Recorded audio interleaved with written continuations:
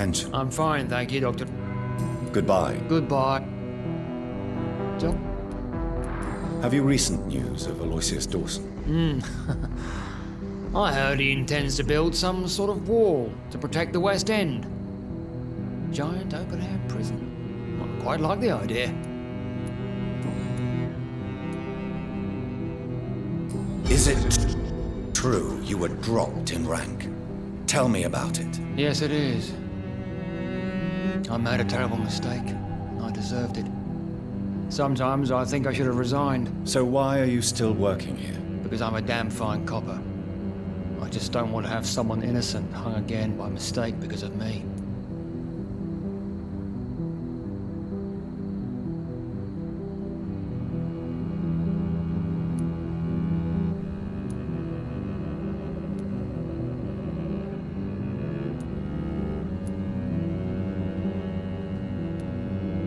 The death penalty is a great shame. I agree. I'm convinced all civilized nations should abolish the death penalty. Maybe after the war, once that bloodshed is over, the survivors will change that. Why do you think there shouldn't be a death penalty? I believe no one should decide to take a man's life. Not a nation or a government. Are you a pacifist, Inspector? No, sir. But I believe in divine justice. Only God has the right to decide who will live and who must die. What are you... Well, my 2 missing persons cases have been solved. I was lucky enough to find them both while conducting my... Why do I don't think... Goodbye. Goodbye.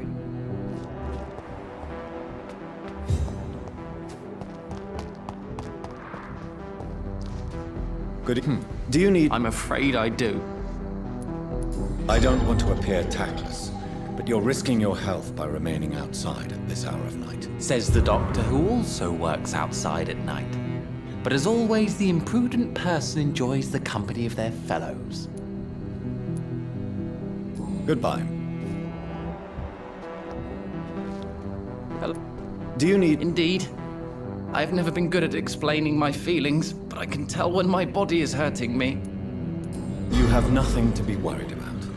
You should recover by taking this. Sounds so easy to fight disease. Too bad it's not the same making people smile again. Goodbye for now, Mr. But they will not be forgotten.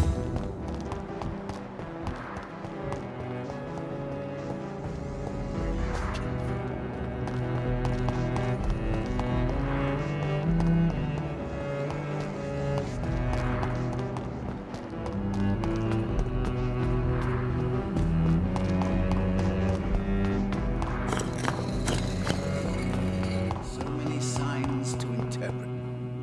Good evening, Do you require... if you don't mind. You'll feel better after taking this. Thank you very much. I feel better already.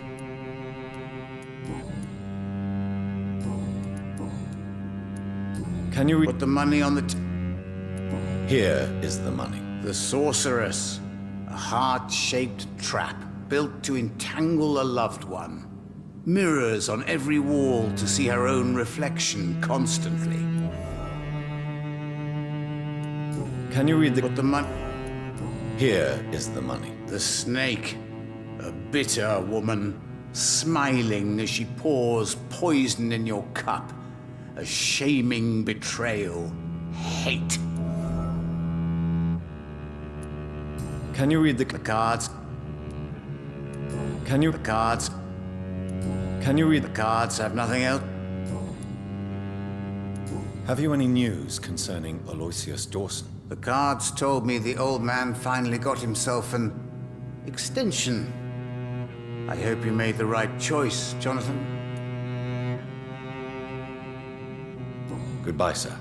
Until we meet again. I rarely wander, yet it amuses me to converse with your... And the Empress. Again. What are the cards? Yes, Miss... Do you need... I won't refuse, sir. I don't feel that good these days.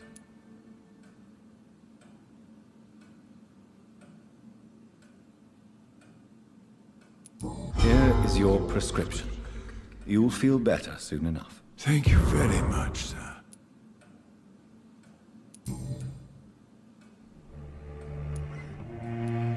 Do you know my mother speaks to the dead members of this family? Yes.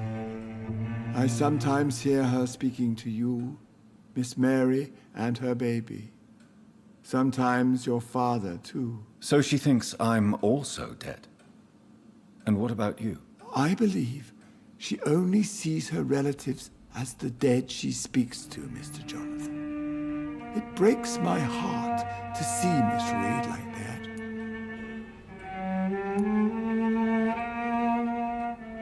She may get better. It's only a hypothesis, but I know my mother is strong.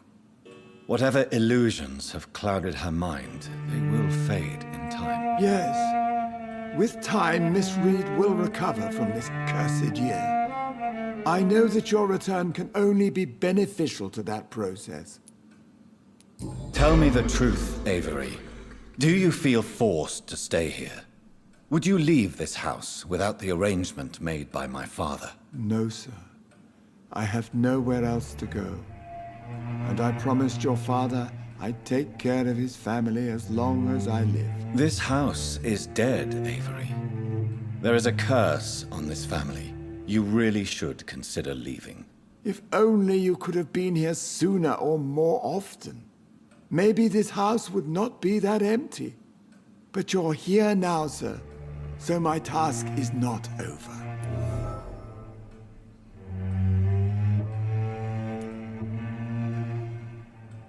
You have served this family extremely well, Avery. Your support during these terrible times is much appreciated. Then I will stay. All I ask is that you take care of my own funeral if I die before the end of the epidemic. No mass grave, please, sir. Do you really think I don't take enough care of my mother, Avery? Yes, I do, Mr. Jonathan. You clearly have something more to say. Speak your mind, Avery. I know you work hard to help the sick, but what will you do once the epidemic is over?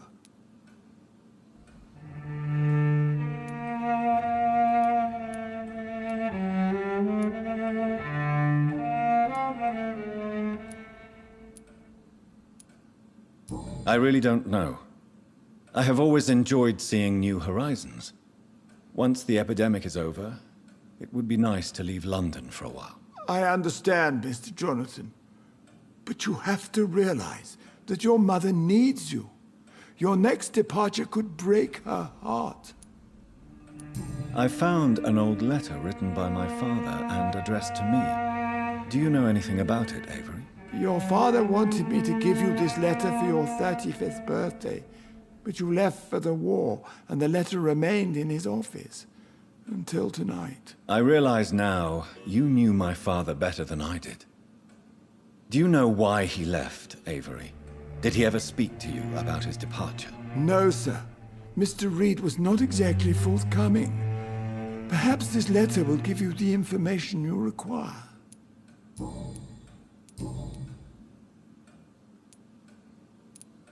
How is my mother? Not well, I'm afraid, sir.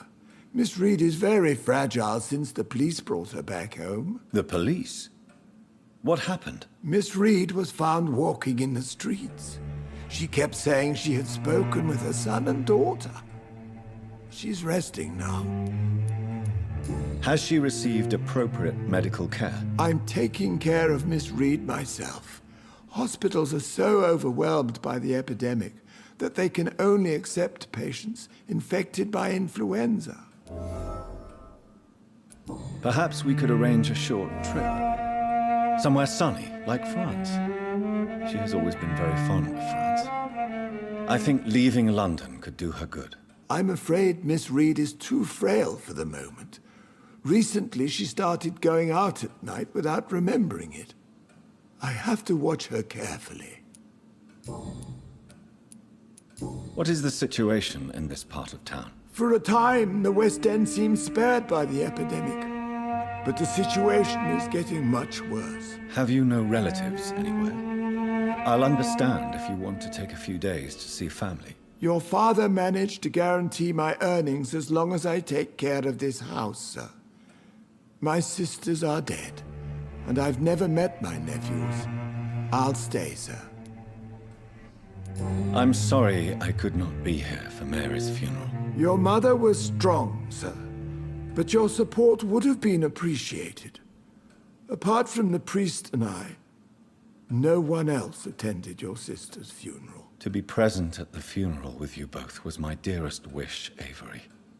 But I am sorry, I simply could not attend. I would not dare to question your absence, Mr. Jonathan. All I can say is that we missed you a great deal during these difficult days.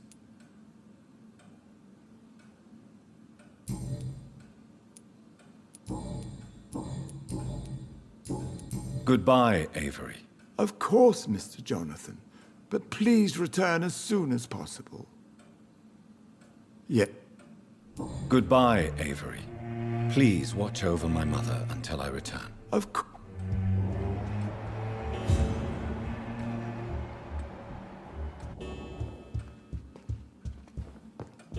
Miss Reed worries me, Mr. Jonathan. She sometimes sneaks out of her...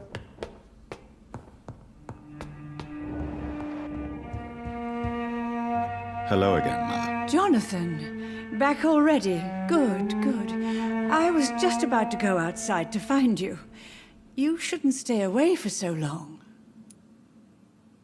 Do you need my medical attention, Mother? Oh, you know I always refused to let you listen to my chest, son. It always seemed awkward, even when I felt ill. I think you should take this.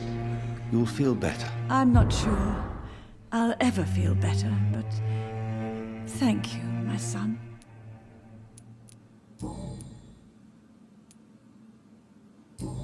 Goodbye. Goodbye, son. Do you need You would save my life, Dr. Reed.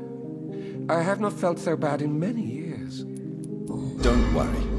There is nothing serious to fear. I have seen far worse, I can assure you. I cannot imagine the pain these people must face then. You have my gratitude, Doctor. This disease has ruined my appetite. Have you any news on Aloysius Dawson? I heard he intends to build some sort of wall.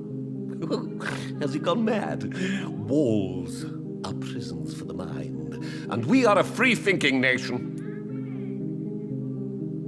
Goodbye, Mr. Russell. I'm sure you'll take care of you.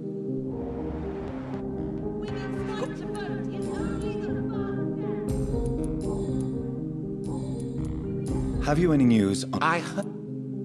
I may have...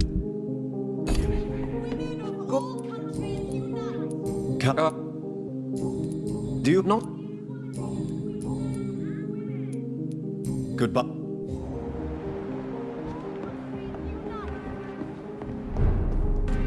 Please, sir. Good evening, Miss Ashbury. And good evening to you, Doctor. Do you need... Indeed. Unlike you and my mother, I can still become ill. Oh, you cannot imagine how relieved I'd be to catch a cold again. My mother once told me the same thing.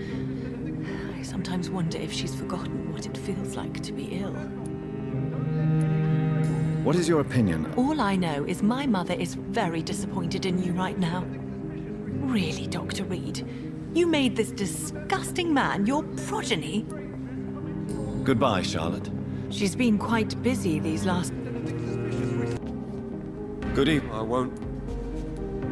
Have you any news? I must say that I'm feeling reassured by the wall he's going to build. Though I doubt it'll protect us from all the dangers that lurk outside the West End. Venus is poisoning you, Clarence. She wants you dead. So she really hates me that much now. My poor wife. I had no idea my research would drive her to such extremes. I'm sorry, Clarence. Why would you tell me that? First you returned from the dead, and now you tell me my wife is trying to murder me. You're a stupid bastard, but you're my friend, Clarence. And I don't have many left. I don't want you to die. Not like that. But I love her. I love my wife. Did I make her suffer that much? Have I become such a burden? So you have no suspicions about her at all? Nothing in Venus's behavior has seemed odd since you returned? Frankly, it's my behavior that's been odd. Ever since I got back from the war, she accuses me of being paranoid and delusional.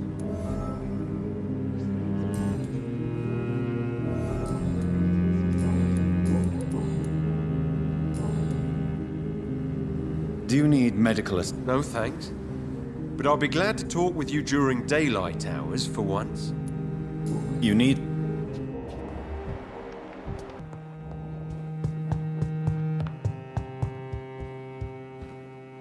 Welcome back, my immortal peer. Let me look at you with my piercing new eyes. Good evening, Aloysius. How do you feel? Mr. Dawson to you. You may be my maker, and I thank you for that. But we must not forget etiquette. Forgive me, sir. You're forgiven, my dear doctor. And if you need anything, even the most expensive items to help you in your mission, you just have to ask. I'll be glad to sell you some of the rarest goods I own. I may need equipment and some rare items to protect the city, sir.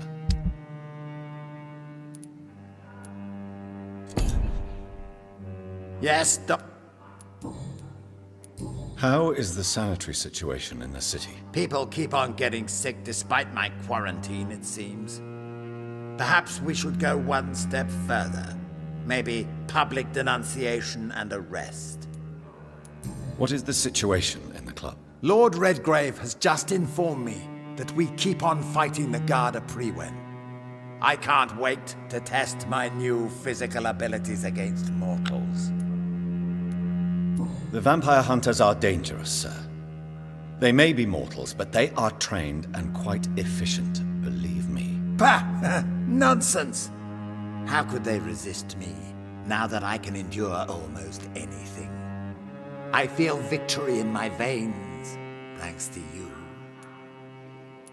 Is Lord Redgrave fighting too? Yes, I've heard he's out every night, hunting the hunters. He's showing us all how things are done when true English blood feels endangered. How do you feel since your return? I think I may have acquired and read every forbidden document about vampires and how it feels to be an immortal. I even own a copy of the Blood Bible, but nothing compares to what I know now. What is this Blood Bible? It's supposedly the only documented evidence that an immortal attended the Last Supper. You should read it, if you ever find it. What have you discovered? That mortals are but puppets in our hands. I can sense a rat running in our attic right now. Nothing can stop me doing precisely what I want. Tell me about yourself, Mr. Dawson. You've lived a long life and have surely met some interesting and influential people. Sod off! I don't reveal my life to someone I hardly know, whether he be my maker or not. I beg your pardon. You heard me. And remember, I already wear a protective amulet against your mental intrusions, Dr. Reed. I've studied your species for decades. What is your plan, if I may ask? Not for the city, but for your own future. My future and the future of this city are one, Dr. Reed. Step by step, London will soon be the center of the greatest empire ever. Would it be insolent to ask what the first step will be? I have ordered the assassination of my entire family to ensure I'm the sole heir to my fortune. I can't take the risk of facing another immortal Dawson. When will that be achieved? We should gain total control of Europe and the Western colonies, and aim to put an immortal king on the throne within a century. Are you already planning a coup? Of course not! My only interest is in the protection of the crown. I want to turn the legitimate king or queen into a powerful echo. Goodbye, Mr. Dawson.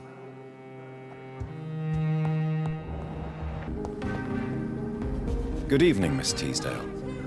How have you been since you returned home? Dr. Reed. Oh, thank God you returned safely from these awful streets. I was so worried about my father that I left without thanking you properly. Please don't mention it, miss. Good. I found him, you know. My dad. Or what was left of him. I think my abductor intended to do the same thing to me. Do you need my medical attention? I don't need your help specifically. I can assure you there are many competent doctors around. I have no doubt about it, but I'm offering you my help anyway. All right then. But please leave me alone for now. What can you tell me? Never heard of him. Really? He's very well known in London, throughout the country even. He a big shot or something? Never interested in politics myself. All words and no action. What do you do for a living, Miss Teasdale? Before my kidnapping, I was a waitress in a pub. Now I'm unemployed. Were you fired? No. It's just that after my recent experience, I don't feel like I can go back to my normal life. I need to do something useful. Be very careful, Miss Teasdale. You were lucky to escape death once, but vampires lurk everywhere. You killed my kidnapper by yourself, didn't you? No offense, Doctor, but you're just a doctor. I don't see why I couldn't do the same. What do you intend to do? Dad always told me, Louise, if you want something, don't stop until you have it. I did my research and I found it. Ichabod Throgmorton, professional vampire hunter. I'll be his apprentice.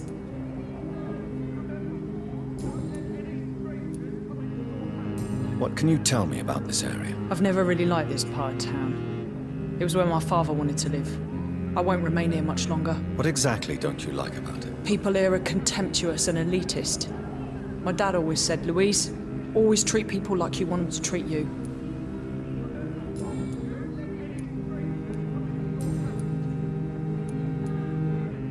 You seem to cherish your father a great deal. Dad was the best. He kept an eye on me, but let me make my own mistakes. Louise, he used to say, mistakes are the best teacher. You would have liked him. I'm sorry you didn't have the opportunity to say goodbye. That's all right. He's buried in consecrated ground now. Nothing bad can happen to him. Louise, tell me what you really think about your father's sacrifice to save you. I'm proud he went after me. I forgive him all his harsh words, all his bloody attitudes. I only wish I could tell him how much I loved him. Yes. It can be traumatic, not having the chance to say goodbye to those we love. Yes, Doctor. And there's no treatment for that type of pain, isn't that right? That may be the last thing my father taught me. Louise, what can you tell me about the vampire who captured you? The little fucker claimed he'd fallen in love with me. That he wanted to spend eternity with me. Not a bad idea. At least that's the way it seemed at first. Really? Did you consider accepting his proposal? Well, immortality. Not a common wedding gift, is it? I think he just wanted to have his way with me. Can vampires even fuck, Doctor? What? Well, I really can't answer that. Well, since they are creatures of blood, physically speaking, I suppose an erection is possible, but Don't be embarrassed, Dr. Reed. I was just asking. Why did your father feel guilty? He seemed so eager to welcome you back, as though he'd done something wrong. Last time we saw each other, we had a terrible argument. I left the house and ended up in a pub. That's where the vampire met me. Dead drunk. I see. We argued a lot, me and Dad. But I always came home. I'm sure that's why he went to find me. He knew something bad had happened.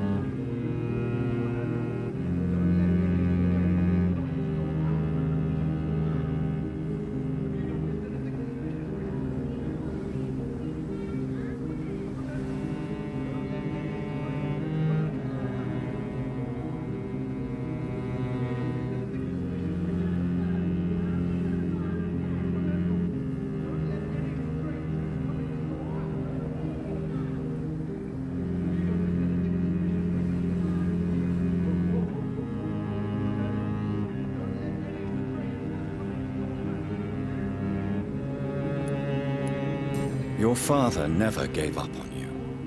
In the end, he risked everything to save the daughter he loved. Yeah, that was my dad. Tough bastard, just like me. Even if I'd broken his leg, he would have gone looking for me. What do you mean? That last argument we had, it was more of a fight, actually. He slapped me and I kicked him hard in the balls.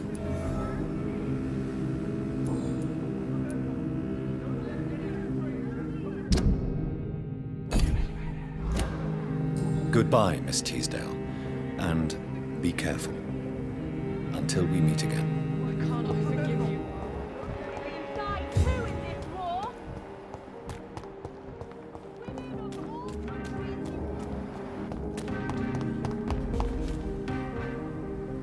Good evening, Mr. Mccollum. Good evening, Dr. Reed. Have you heard of Aloysius Dawson? I heard about his plan to eradicate the epidemic. It gives me shivers to realize I was as cold as him until recently. Do you need medical assistance? Don't believe that I'm the kind of man with a fragile constitution. But I'm afraid my imprisonment has done more harm than I thought. There is no need to be ashamed. We are all equally vulnerable to this disease. Yes. I know now life is as precious as it is fragile. Goodbye, Mr. Kimura. Take care. I almost forgot what it feels like to live an ordinary life.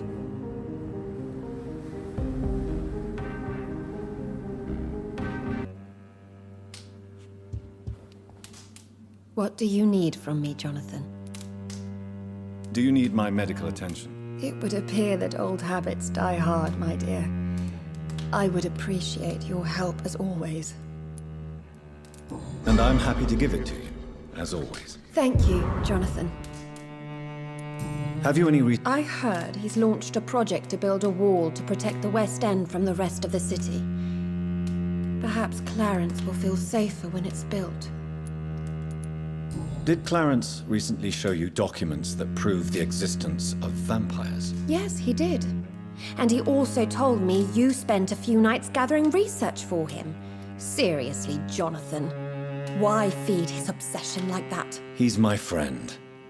I thought it might help him rest, instead of going outside at night. Tell me, what are your thoughts about vampires? Gibberish and poppycock. Dracula was a good book, but these documents were just mumbo-jumbo. I burnt them all as soon as Clarence went outside again. Venus, why do you worry so much about your family's reputation? Everyone laughs at Clarence now. And they avoid me because they believe I share his insane opinions. I'm a leper in my own community. Why are you poisoning your husband? He has spent a fortune printing his bloody papers. I can't stand this nightmare anymore. We are the butt of everyone's jokes since he returned. If you're so frustrated by Clarence's behavior, why don't you just leave him? I have already lost the best years of my life because of him. I will not jeopardize my future for some lunatic. He goes, and I inherit what's left.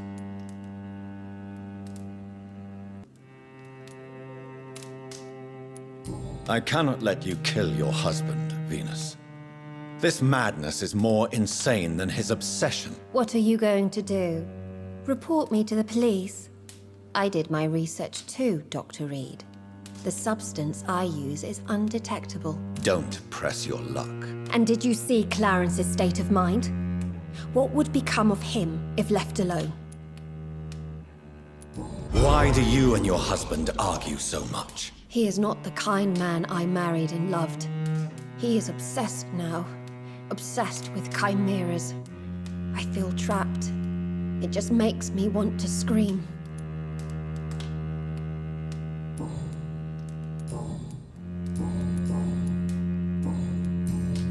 Goodbye for now.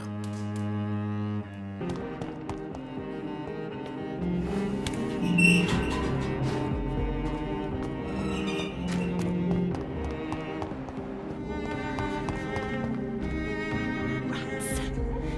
Tasty rats. Those clever river rodents are cautious now. Oh, they won't approach. Can I help you, Miss Billow? I'm a doctor. Yes, you can help me. Free me. I will take that as a yes, even if I would prefer to help you in another way. Make it stop. Please. Have you recently... The voice told me he is one of them now. He must have found the good rat. The perfect rat. I must find mine too.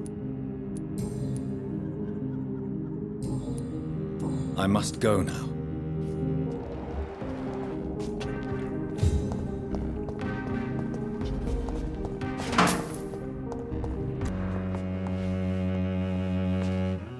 Good morning. Good evening, young... My mother always prefers when people simply call me Carol. Do you need my medical attention? Oh, please, sir. Do not waste your time with me. There is nothing to be worried about. Don't be shy. It's my duty to take care of you. Thank you, sir. Much obliged. I suspect you've heard what has happened to Aloysius Dawson. No, what happened to him? I don't read newspapers. A mother always told me it's a bad thing to listen to gossip.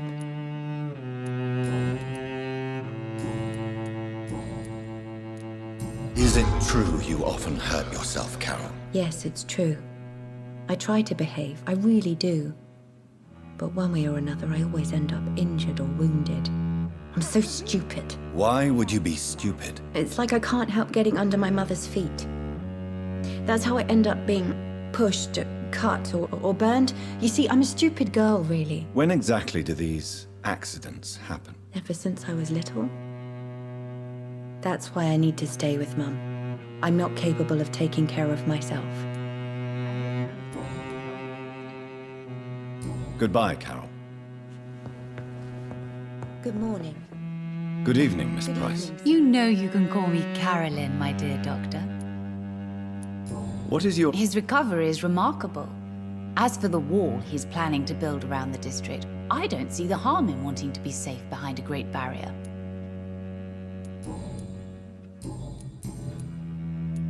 Tell me, Carolyn, do you often wound or hurt your daughter by mistake? No. I always thought it was Carol's clumsiness that caused these incidents. Maybe it's a family trait, Doctor. You really believe it's just bad luck and being clumsy, then? Of course, Doctor. What else could it be? I have nothing to hide. You are responsible for your daughter's many injuries and scars, Carolyn. You brutalize her, don't you? How could I abuse my own flesh and blood? This is nonsense. It would be like hurting myself. You really believe you've done nothing wrong, don't you? How long has this been going on for? I should have seen it when you were my patient. Seen what? Child abuse? Are you mad, Dr. Reed? I dedicated my whole life to my precious Carol. She is a part of me. Yes. Even her name is just a part of yours. This is a terrible tragedy. Something of an unknown disorder. My God. Abuse that comes from overwhelming love. I can't believe what I'm hearing. How dare you say something like that? What kind of a monster do you think I am? Speak to me, Carolyn. Why do you behave like this? How does it make you feel to hurt Carol before cajoling her? I don't know. It makes me feel good to take care of my daughter. I need to feel useful. No one ever takes care of me. I need someone to take care of me. Do you realize Carol is a person? Not a toy. Not a doll. The poor girl would put her hand in a flame to please you. You are both trapped in this toxic relationship. Carol and I are perfectly happy. Leave us be. How stupid I was to believe you could be a suitable husband.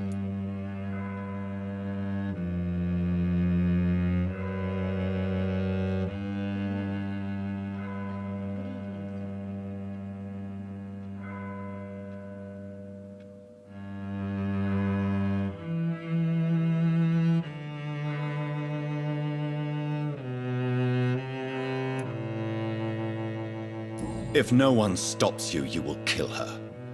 You will keep on torturing her out of smothering love until she breaks or you hurt her too much. How dare you? I carried Carol inside of me for 9 months. You men can't understand the bond between a mother and her child. I could kill for her.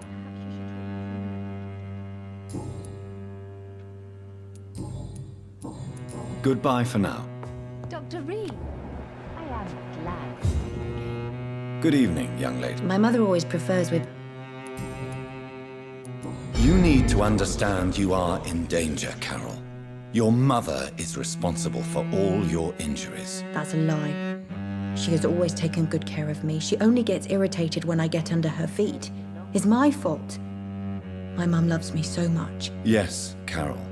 Your mother believes she loves you as much as you're convinced she loves you. But you are both trapped in a toxic relationship that puts you in danger. What are you saying? That she lied to me all these years? That she wants me to be miserable? My mother has dedicated her life to my safety.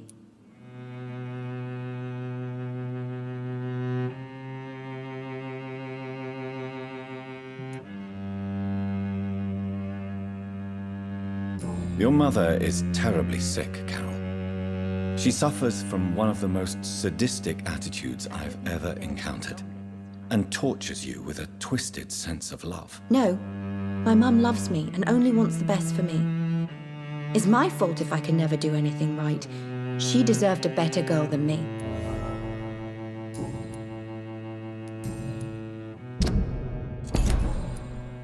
Goodbye, Carol. Dr. Reed, I'm sorry, I can't... Lost boys would be more fitting. Good evening, sir. I'm amazed you made it back to the docks alone. Good for you. Well, I could say the same about you, young man. More to the point, who the hell are you? I'm Dr. Jonathan Reed. And I am Archer Woodbead. Please excuse my assertiveness. I often forget I'm just an old prune.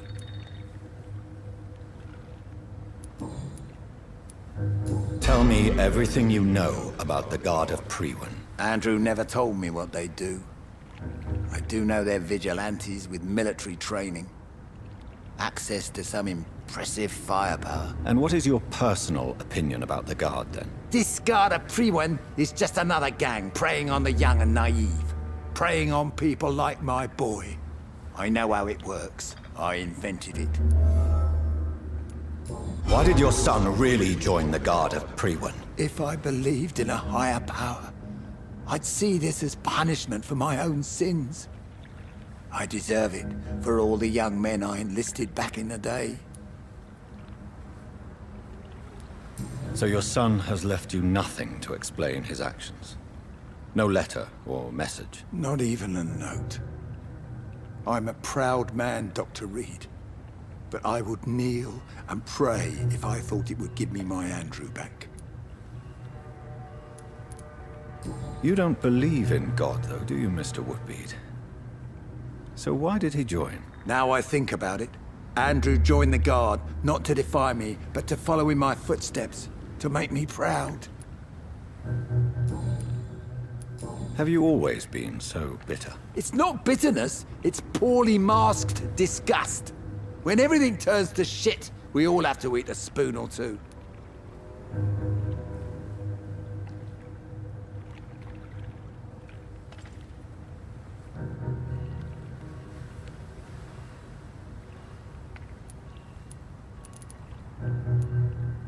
As a practitioner, I believe science will provide a new standard of welfare.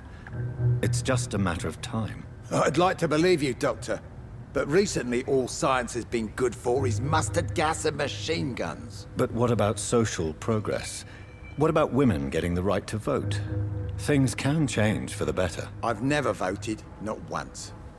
And my wife, God rest her soul, she was too busy taking care of the kids to vote.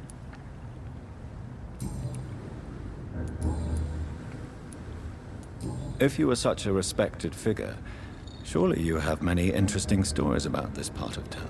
You bet I do, but make no mistake, I'm no rat. Sir, some secrets are best left buried. Who would you trust around here? The owner of the Turquoise Turtle's a decent fella. Tom's his name. Sean Hampton's all right too. Don't particularly share his religious views. He's quite devout, if you catch my meaning. Do you still know anyone? From the old days, I mean. Most of them are dead. I still give Miss Gillingham salutations. She doesn't remember me. She did once like me. Boy, she was a beauty back then. Any remarkable new faces around here? Nobody. Well, there's that boy Rufus the Curse. I like him, despite the reputation he's made since his parents died. Poor little bastard.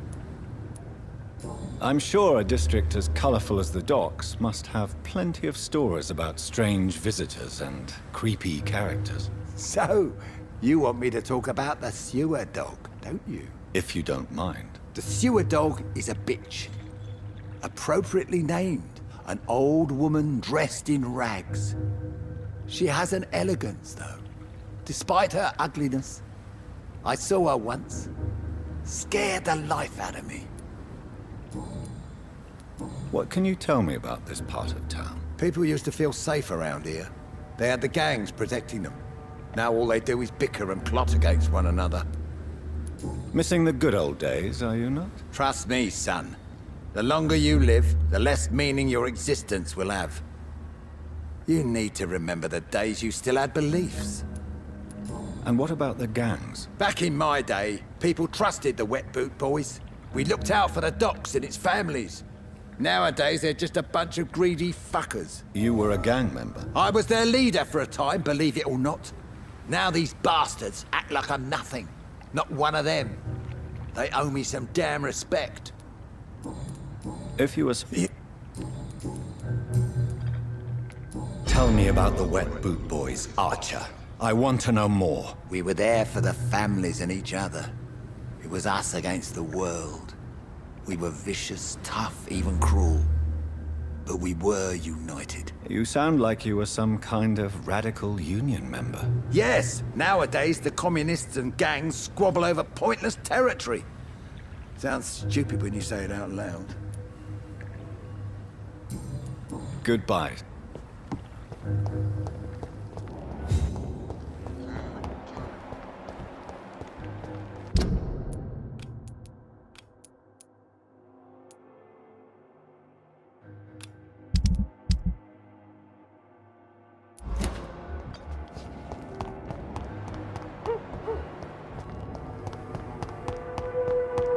Andrew, what have you... Good evening. Do you need... Unfortunately, yes. The spirit is willing, but the flesh, well, you know. Nobody is immune to disease. There's no need to be ashamed of that. Well, thank you, Doctor. Now maybe I'll live another day or two. Goodbye, sir.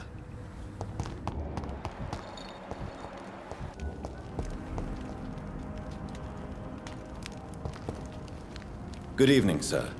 I'm glad to see you safe. I am not safe.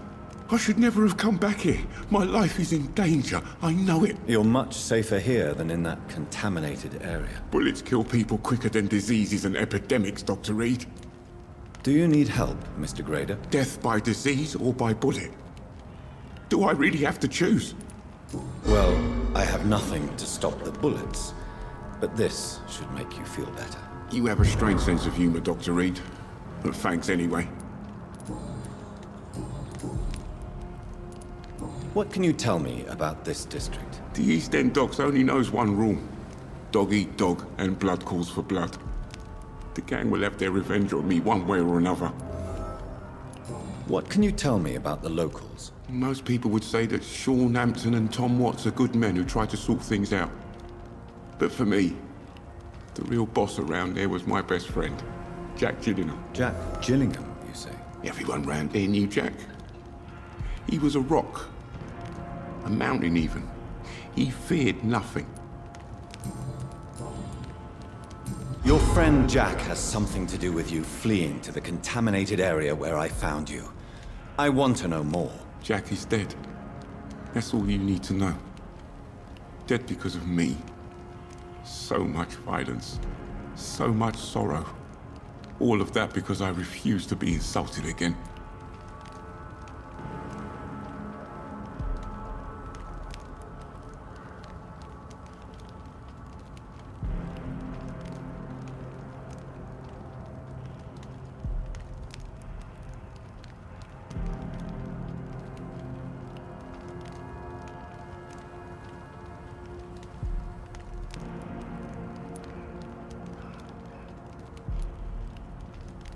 No man can predict the exact outcome of his actions.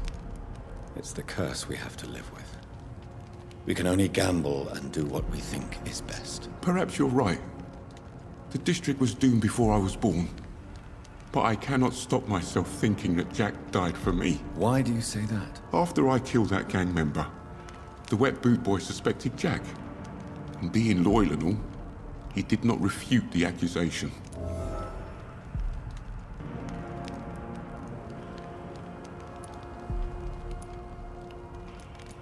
The death of your friend has affected you deeply, hasn't it? Jack Gillingham was the real deal. He believed we could change the world if we were united and focused enough.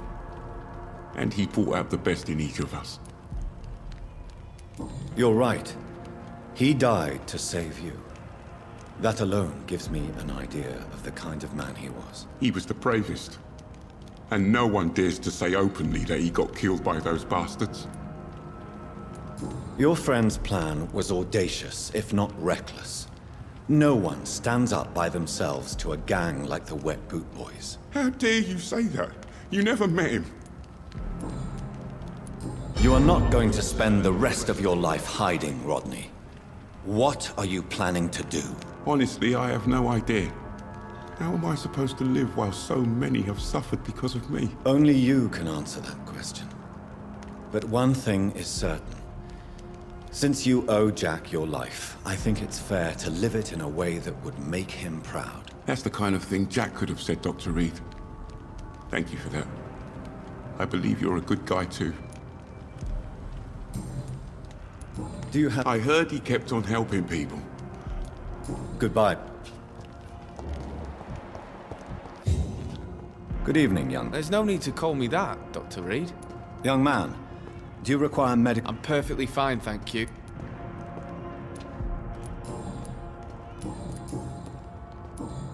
Are you feeling worried about the sand? This city is falling apart. The disease kills so many people. No one cares about anything or anyone anymore but themselves.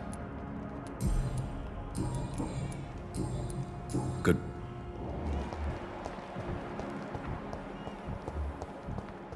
I know I've got something that'll strike your fancy.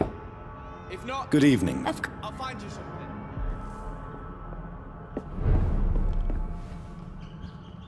So, Dr. Tippets. Do you require... I'm glad. Thank you. Miss Gillingham, why did you give Martin Nightingale the watch I returned to you? I'm not sure. I don't know. I suppose I thought he needed a watch more than I did. I have no reason to really keep track of time anymore. Why don't you need to keep track of time? I've spent my entire life marching to the tick of clocks and the ringing of bells. At my age, it's nice to finally be rid of those burdens. On my time. But it was your son's watch, Miss Gillingham. It was, wasn't it? I'm relieved you found it. Besides, it's more useful to him anyway.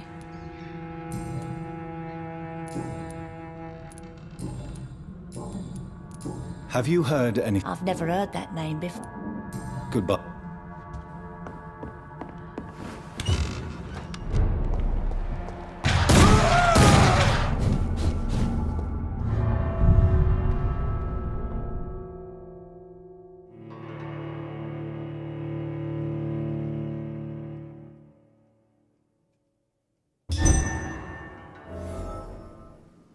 So Prewen never left Doris's theatre after they invaded. They must be holding Edgar here in their new headquarters.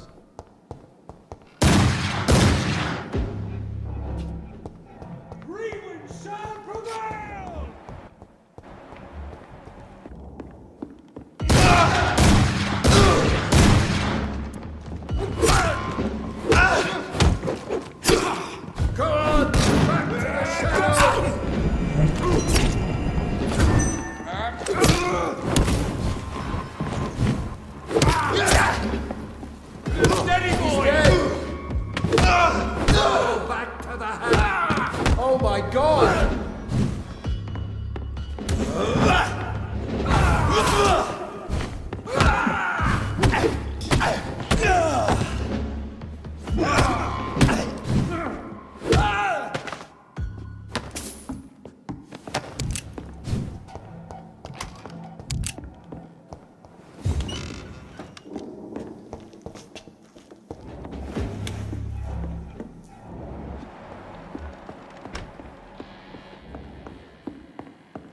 It's locked.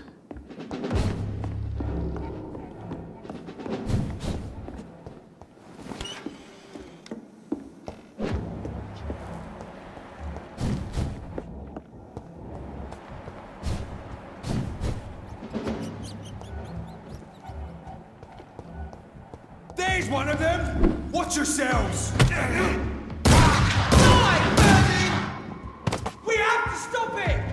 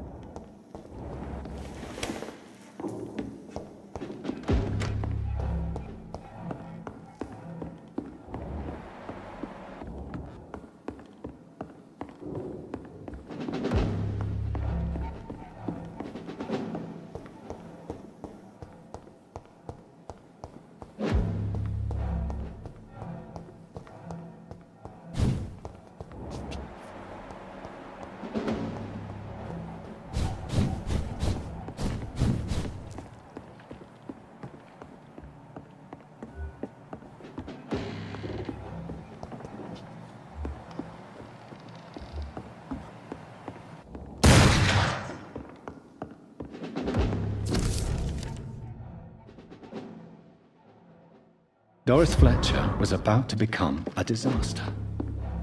I'm getting close to having all the evidence.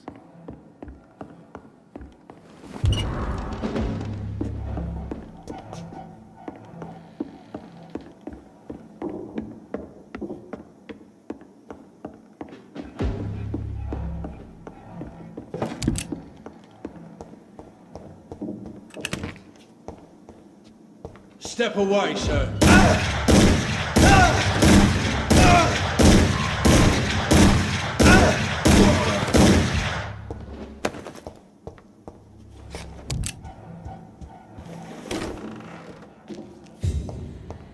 It's locked. It's locked, all right. I should find the key. Blood of a pure heart, garlic, blood of a king. I don't understand. Perhaps this is what Mccollum drank. I had better keep that in mind.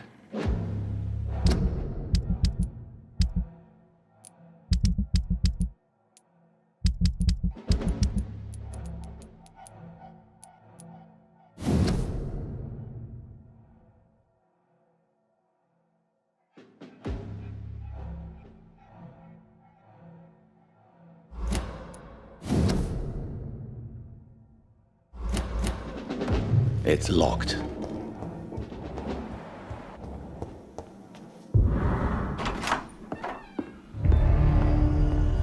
Edgar. Edgar, can you hear me? Jonathan, is it really you? Easy. Easy. Save your strength. I'm getting you out of here.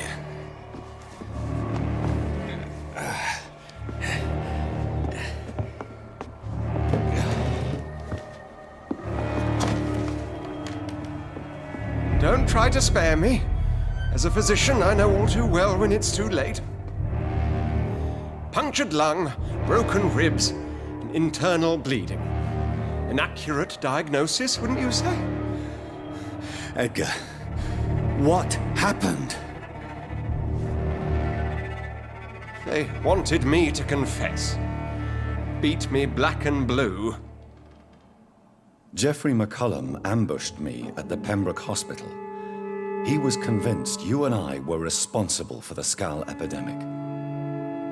I never imagined that self-righteous fanatic would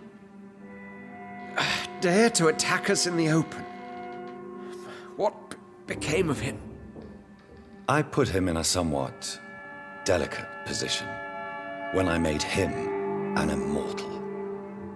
Really? You sure that was the wisest course of action? Time will tell. The most intriguing part of his accusation was that you and I were the pawns of some ancient vampire. William Marshall. Yes, they tortured me to make me confess the same nonsense.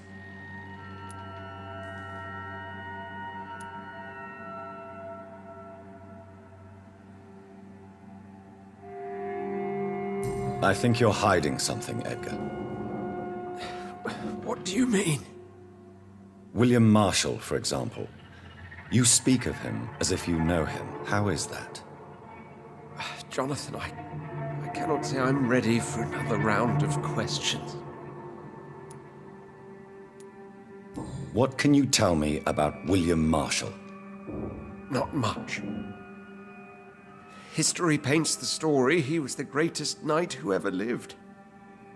Amongst the immortals, he had a yet greater legend. Why is the Guard of Priwen so obsessed with him? He was the only ancient vampire to escape the first great hunt launched by the Guard of Priwen in 1854. They believe he's an evil creature plotting his return. Why would he deserve such a reputation? I cannot say. The Brotherhood of St. Paul's Stole has next to no intelligence on him. All I know is that he's supposed to be the oldest of all the British vampires. Why would the Guard of Priwen believe you and I created the vampire epidemic? Maybe due to our profession? Because I offered you shelter in my hospital.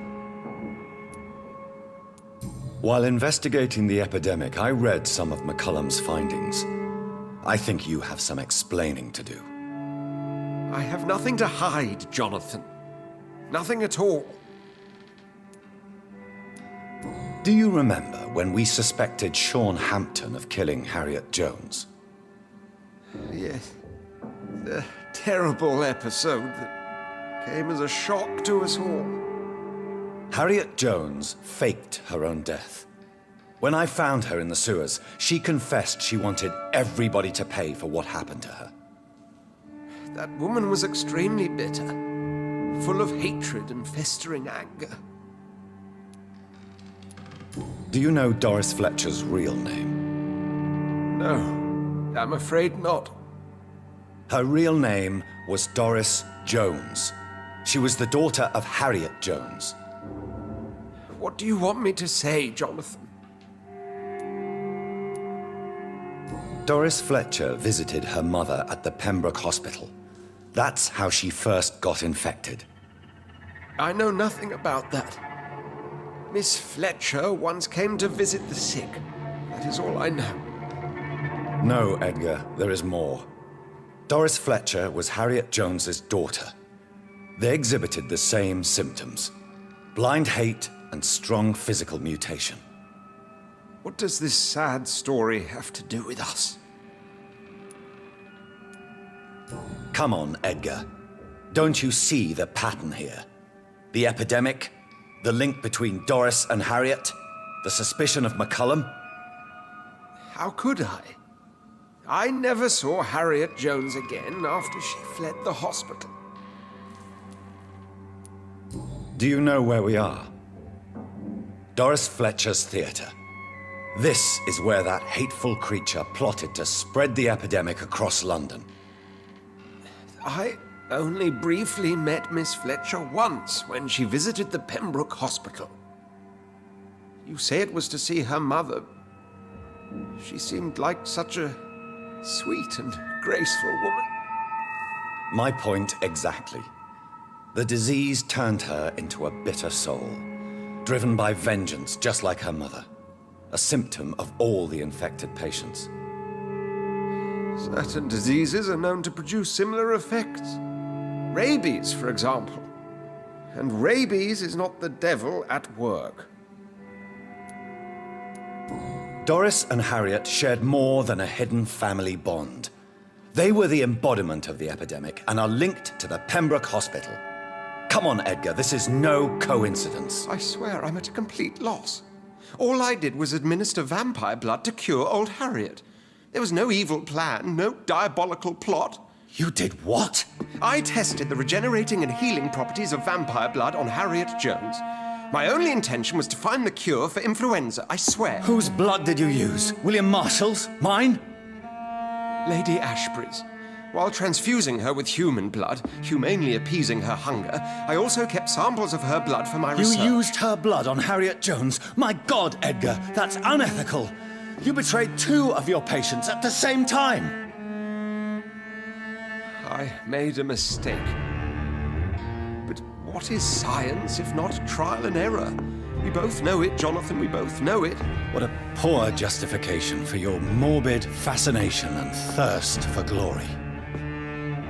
You have worked beside me. You saw what I'm doing at Pembroke Hospital. Jonathan, you know I'm not an evil soul. Just another victim of this tragedy.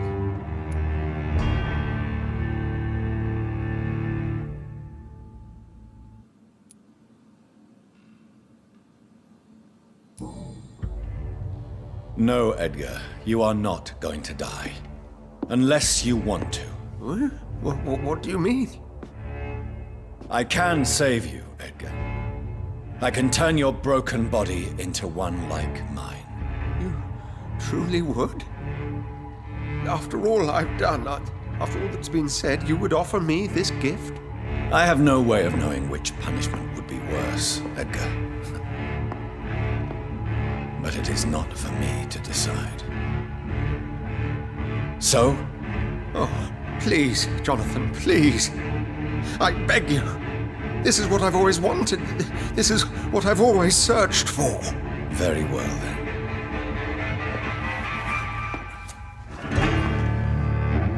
Prepare to die and be reborn. To face an eternity of guilt. I'm ready. Oh, indeed, I am ready.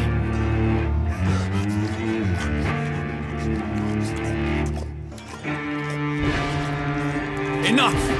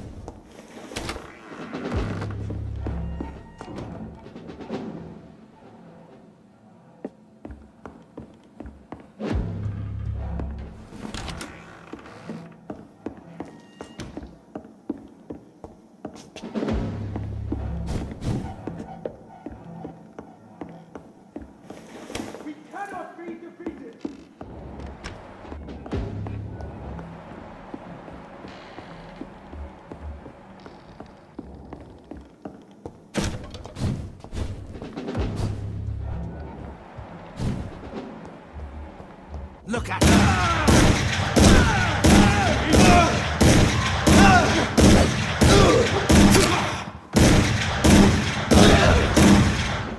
I can now open the box.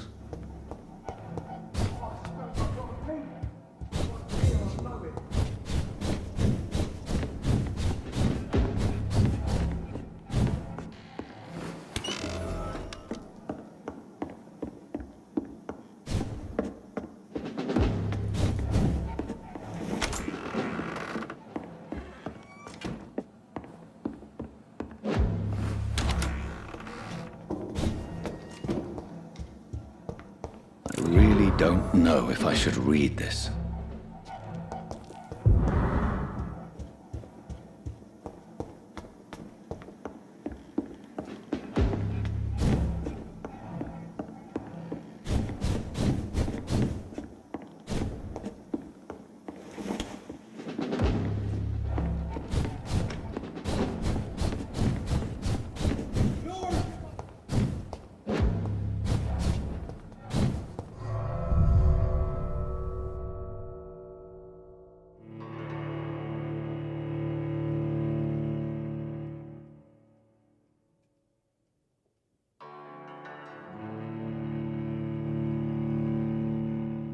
Return later.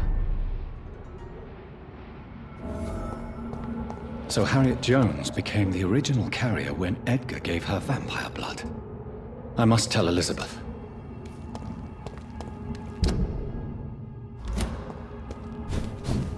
Burn it, boys!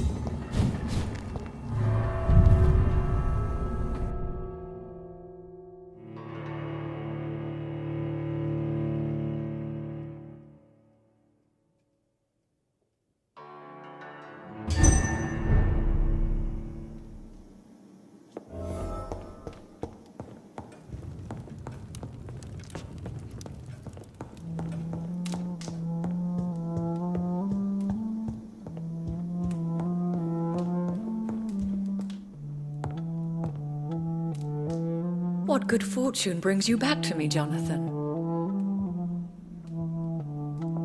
What is it, my dear? I'm afraid it's bad news, Elizabeth. The worst, actually. Please, speak up. Edgar is no longer in Mccollum's grasp. I resolved that matter. Where is our good friend now? Is he well? Of a sort. His injuries were mortal. I had no choice but to make him one of us. To save him, or to punish him. To punish him? I fail to understand. And what is the source of this cold tone in your voice? Edgar Swansea was responsible for the Skal epidemic, Elizabeth. It was he who unleashed the deadly scourge upon London. What? Are you certain? This is the most terrible accusation of all. He confessed everything to me. He sought to cure the disease, to exploit vampire blood to stop the epidemic. But he unwittingly gave birth to a catastrophe. All those poor victims. How could he do it? What happened?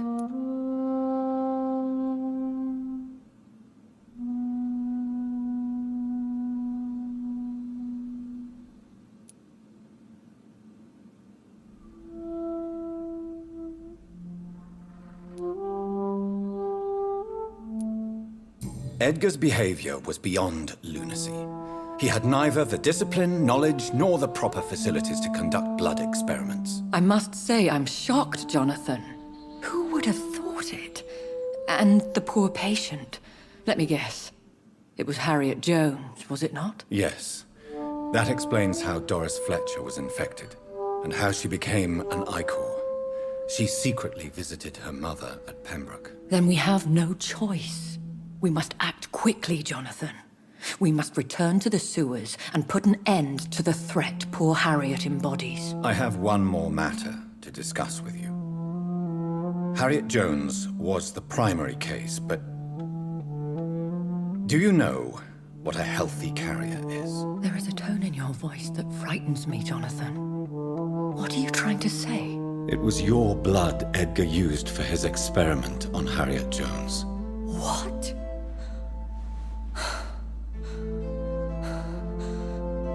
No. No. This can't be. Oh. Elizabeth, are you all right? No, I have to go. What do you mean? Leave me alone.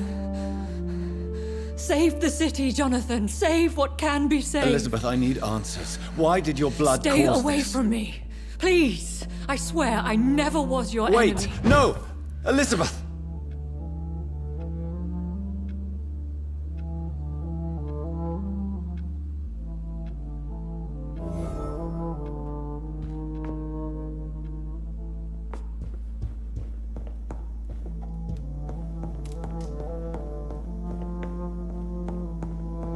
It's locked.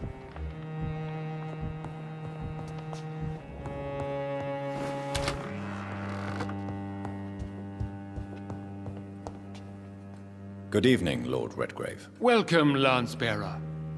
To what do we owe this pleasure? I've located the true origin of the epidemic, and I'm about to end it. Good.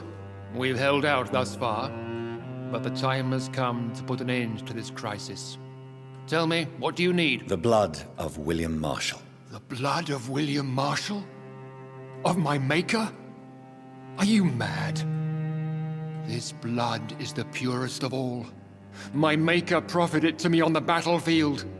I cannot hand it to you.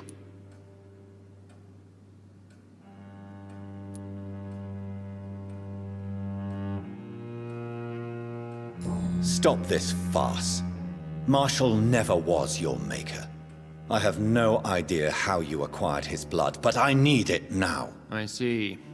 Well, in that case, given the gravity of the situation, I suppose I can spare you a drop. Thank you, my lord. Now go, Lance-bearer. Craft a legend to be sung to Ascalon recruits for the ages to come.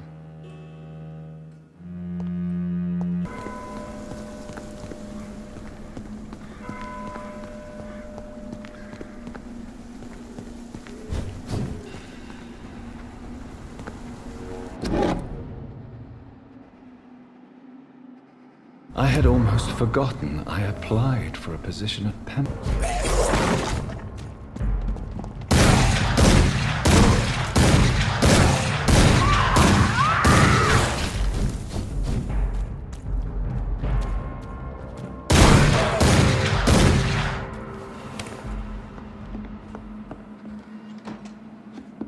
Fresh water. As long as it's not holy water, I may find some use for it.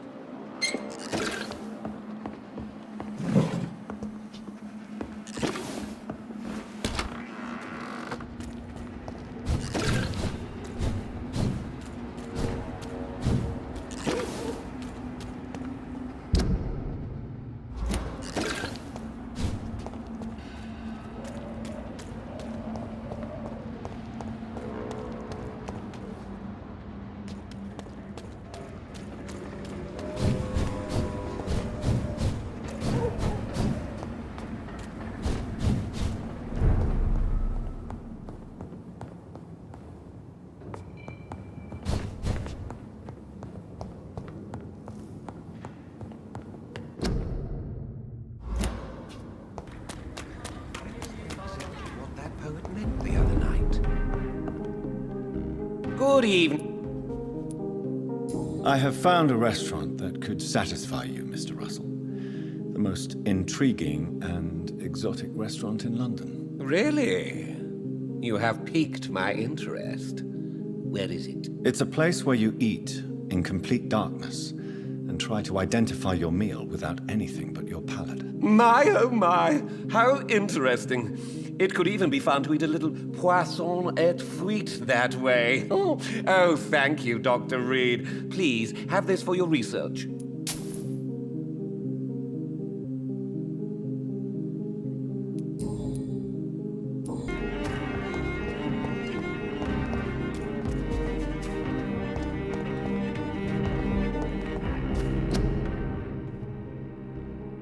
This disgusting smell. Oh, I can't continue like this. Rats. Tell me about vampires, Karina. You must have met one recently. He promised he would help me, give me immortality, make me escape this world of death. He promised. Who is he? How did you meet him? I can't tell you, Doctor. He won't let me. This vampire is as powerful as he is wicked. Help me, please, Dr. Reed. Help me. Karina, I order you to reveal to me the name of the vampire who took control of your will. Speak their name. Don't you dare interfere with my game, Ekon. Go find yourself your own toy and let me play with mine. Who are you? Reveal yourself. Let this woman be. Why? What would be the fun in that? It's so amusing to see her defile herself, one bite at a time.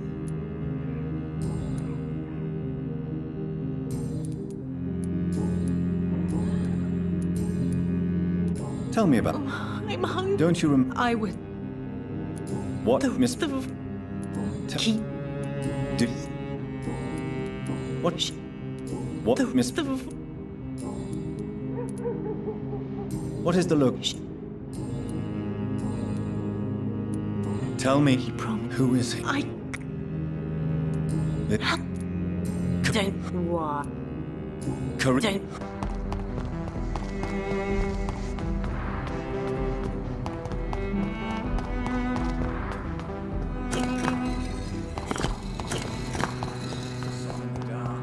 Whispers of a son.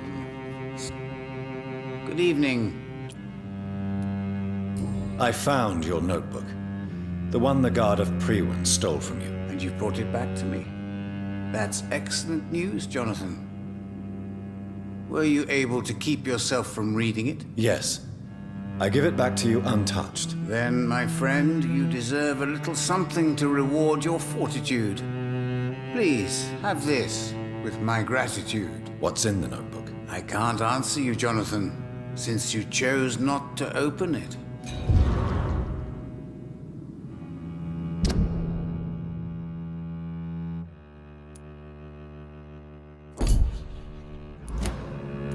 Have you any news? The card. Can you... The cards. Can... The card.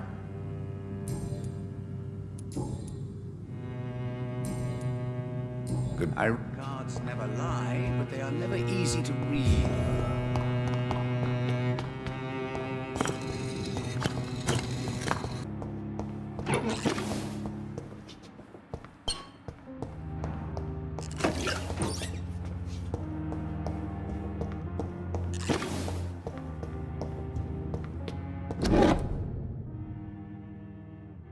Southwark. My departure for France as a promising student.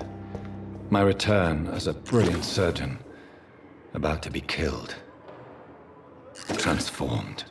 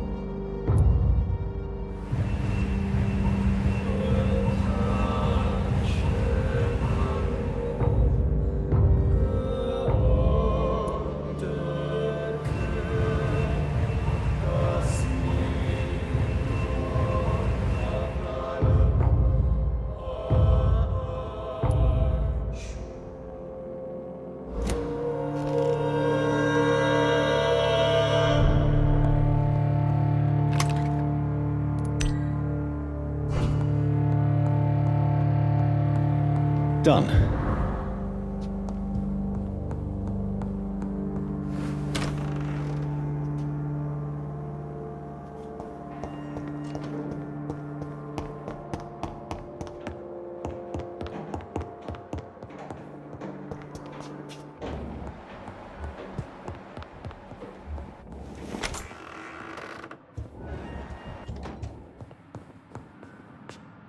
Jonathan, my dear, I can never thank you enough. Thank me? For what? Come now, you know what I mean. I am... well, I'm just like you.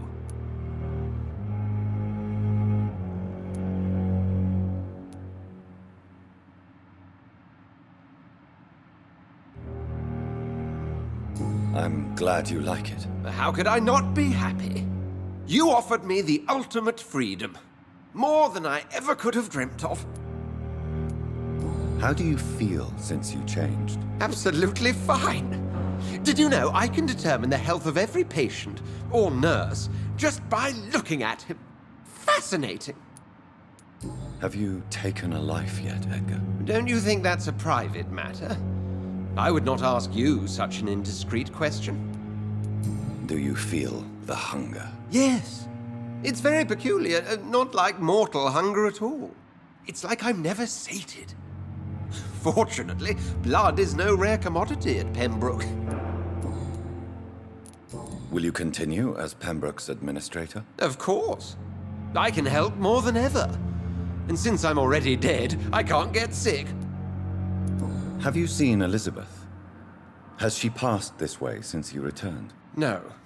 And I'm terrified to see her again. I really am, Jonathan. She could very well tear me to pieces for what I did. Are you not afraid Priwen will find you? Next time, they will do more than abduct and torture you. I remain a man of peace. If things were to go awry, I would flee rather than slice them up as you would, my friend. Have you news of Geoffrey Mccollum?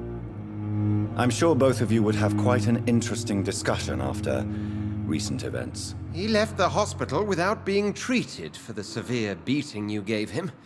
We'll meet again soon enough. Does not the prospect of meeting him as a vampire thrill you? The two old enemies reunited post-mortem. Maybe we could even share a glass of wine. I really don't know if he will accept his condition. He has spent his life beheading leeches, you know. What will you do now that you are immortal? Experiment, my dear colleague. I have an eternity to make scientific progress. I could be the only scientist able to undertake extreme experiments upon himself. My God, Edgar. Did you learn nothing from your forays into folly? I have, I swear. No more experiments on mortals. See? I said mortals. How quickly the mind adapts. What kind of experiments? Who knows? Nervous shock, brain damage, pain and recovery. There's almost no limit to what my body can now endure. I could be the next Henry Head. Goodbye, Edgar. I'm certain we'll meet again.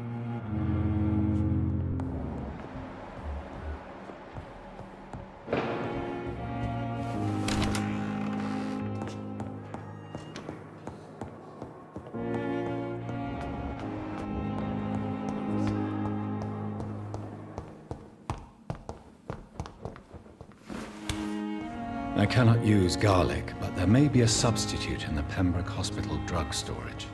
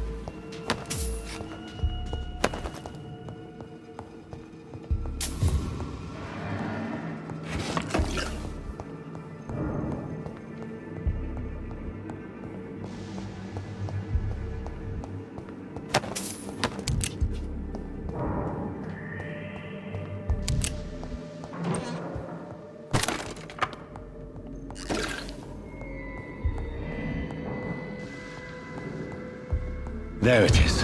Insulin. Much more efficient than garlic against blood poisoning and sepsis, and much less dangerous for me. Thank you, Dr. Polescu.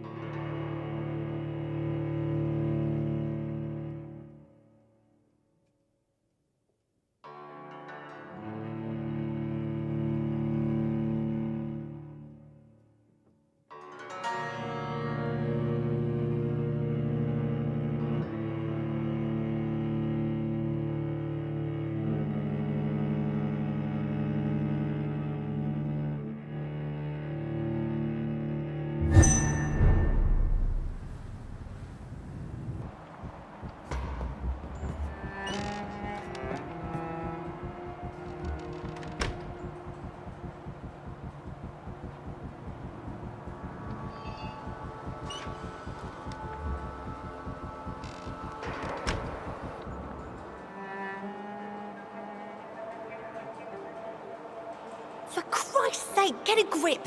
Look at yourself. It's quite hard to do without a mirror. Can I borrow yours? Oh, wait. We don't have a house. Yes, we're poor, but there is work to do. Honest money waiting to be earned. I had honest work before I was fired by those fascist pigs, remember? So let me drink in peace. You were fired for the bottle, not for your political opinions. When will you realise that? Maybe I do drink too much. And maybe it did cost me my job. But the struggle is real, and don't you dare undermine it.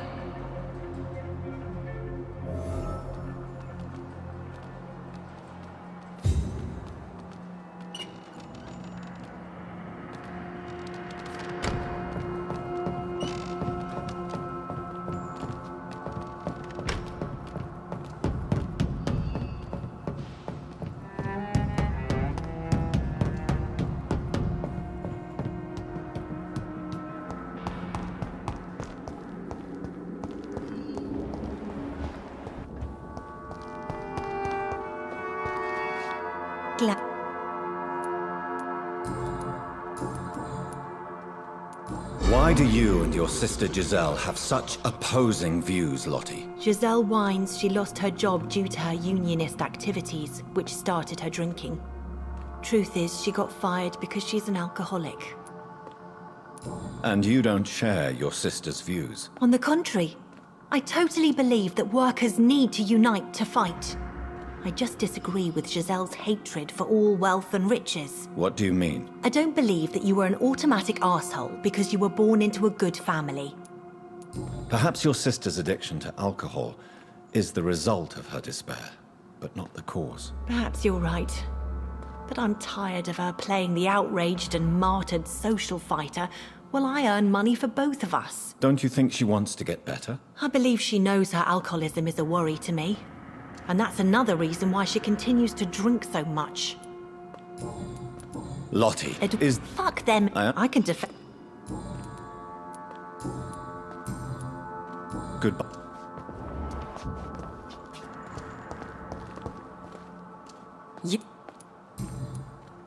Tell me why there is such resentment between you and your sister, Lottie. She recently fell under the sad saint's influence. Like she's an angel. And I'm the bad, drinking sister. Lottie sees herself as an angel. What do you mean? These days, Lottie feels compelled to help people and follow Sean Hampton's example. What does that make me look like? It sounds like you may be jealous of your sister. Of course I am. It's me who fought for our family. It's me who got fired because I led these strikes. And now I'm the bad seed and she's the good angel. Why would you be the bad sister? I'm not a bad woman, you know. I'm tough. I get things done. But I have this rage. It makes me do things. What kind of things? I don't know, Dr. Reed. It's like, since I can't change this world, I'd rather destroy myself before the world destroys me. Well,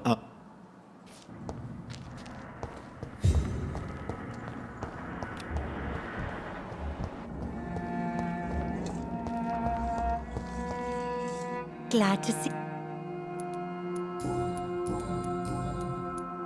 Lottie, your sister told me you are helping Sean Hampton's charities. Why are you so discreet about it? I am just trying to do my best. Mr. Hampton deserves our support. These are bad times. We should all help each other.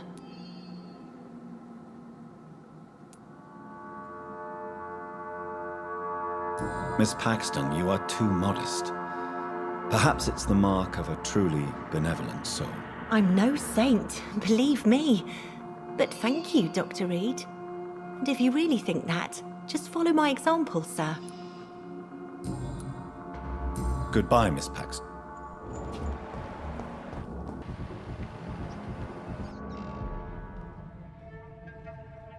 I'm sorry to say, but you haven't yet paid me for the clock I brought you last time. The clock? Oh, yes. I found a broken clock in the living room and I couldn't remember where it came from. You broke it? Ah, that is unfortunate. It was such a beautiful piece of work. Really? Oh, I'm so clumsy these days. I'm so sorry. How much was it?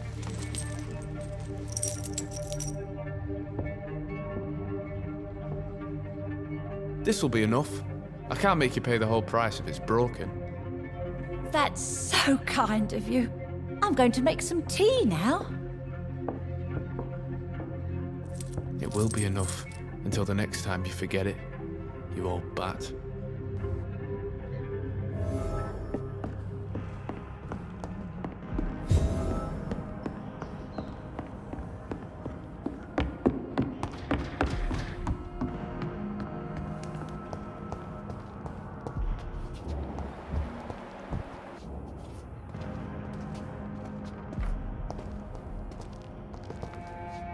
Good evening. There's no...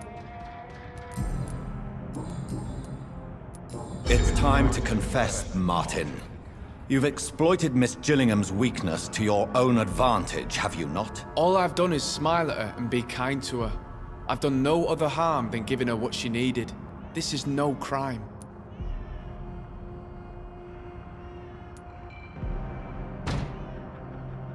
Lying and cheating are not qualities that one expects of a mature adult, my boy. Christ, you sound like the old man. Grow up, stand straight. I'll live my life how I want, thanks.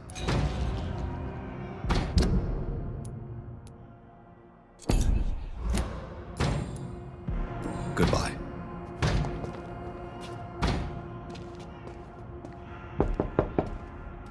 Good evening, Miss. Of course.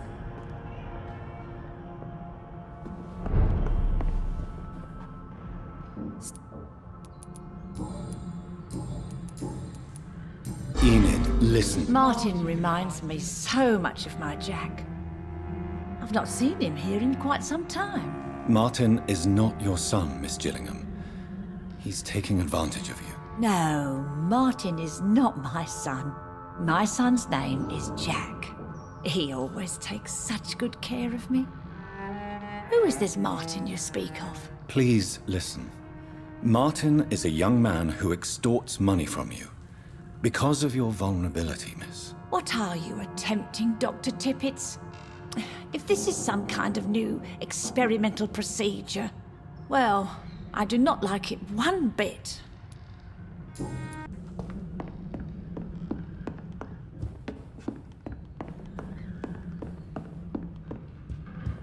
What kind of gentleman pays visits to people at this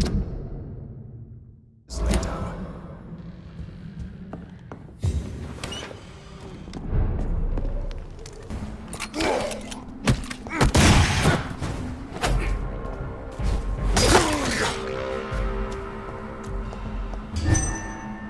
Good evening, Vampire Hunter. Are you here to mock me, Reed? Not at all, Mccollum. I am here because I need you. Really? I'm intrigued. Speak up, then. I need the blood of a king. The blood of Arthur. I'm certain you possess it, and I must have it. The Guard's most sacred and precious relic. Why would you? You found Marshall's memoirs. I should have destroyed that book. I need the antidote to save this city, Mccollum. It is within me to take your words as truth. I want to, but I must know more. What precisely are your plans?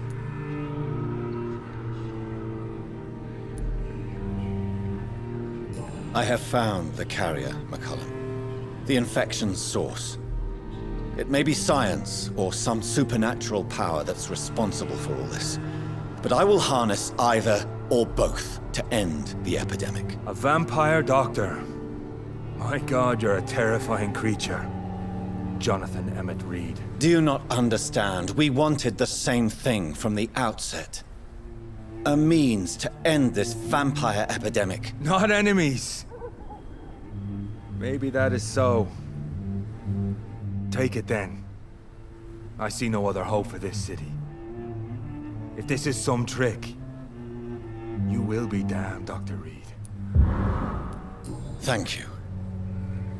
Can we speak more? Indeed. Why not? Why are you here? The man who raised me after the brutal murder of my parents.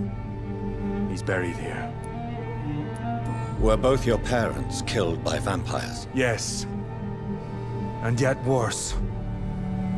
My father returned to Dublin a vampire and tore out my mother's throat. And who was this man? Carl Eldritch. One-time leader of Prewin.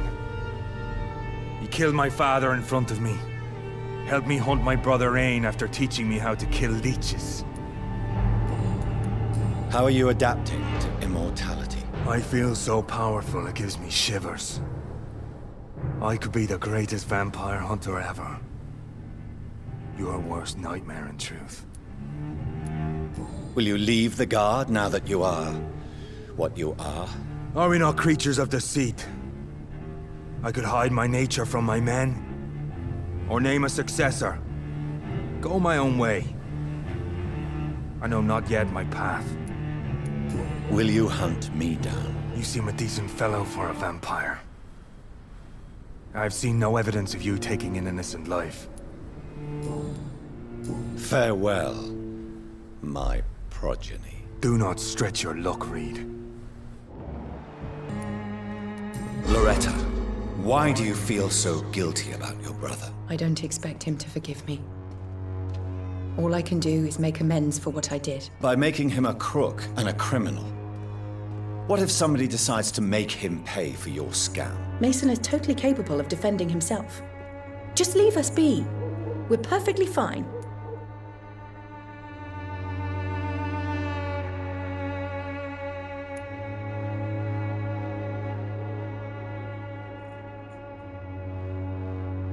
Don't you think he needs to be somewhere he can receive appropriate medical care? Mason wants to be useful, can you understand that? And chemistry is his passion, and the Swanborough cordial gives him a purpose in life.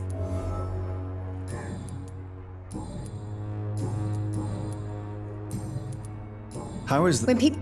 Goodbye, Miss...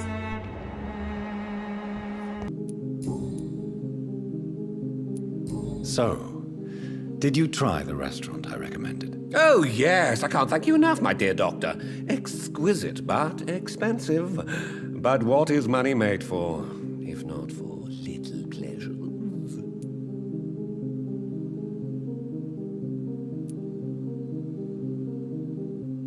Don't you think your money could be better spent in these difficult times? Your words hurt, Doctor. I thought you and I were friends.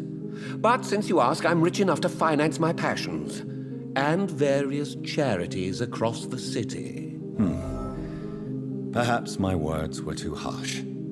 Please forgive me if I've upset you. Oh, no harm done. After I die, all my fortune will go to the suffering people of the East End. Until then, I aspire to live the most pleasant life possible. Goodbye, Mr. Russell. I'm sure you'll take care of yourself.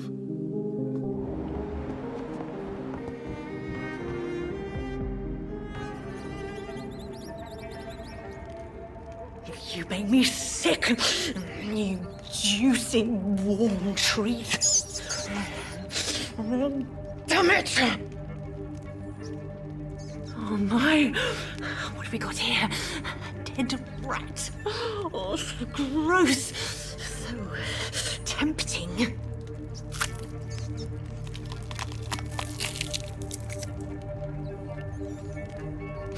Eternal life through the blood of the lesser beasts, he said. Oh, dear God, help me.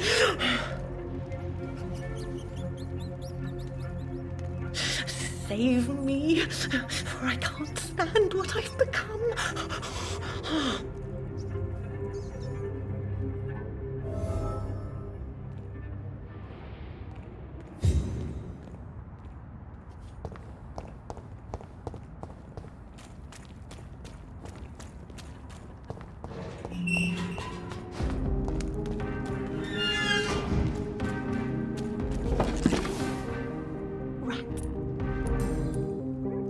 Tell me what really happened to you, Karina. He was so handsome, so charming. He asked if I'd obey him in every way.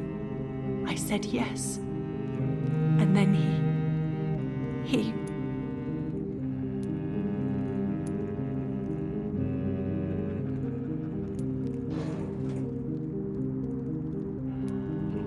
He tricked you. Yes, he has promised me eternal life. And now I must eat these rodents for attaining it. But of course, it's a lie. Why do you eat rats, Karina? Their flesh contains the path to immortality. I have to eat them all if I want to live. Help me. Please. Make it stop. I don't know if I can, miss. You have been tricked, forced to play a disgusting game. I don't know how to save you. Kill me then, Doctor. Take my life. I beg you.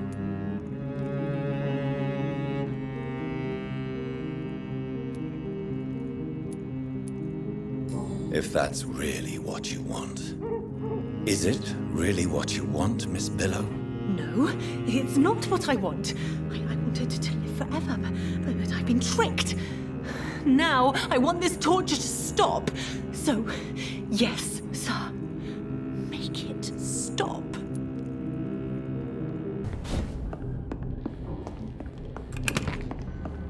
It's locked.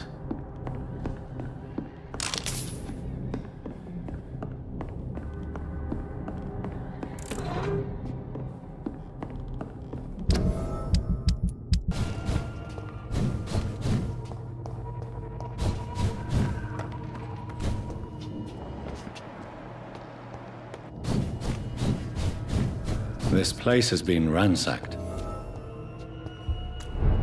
They've all been slaughtered. Pre-one? No, not their style.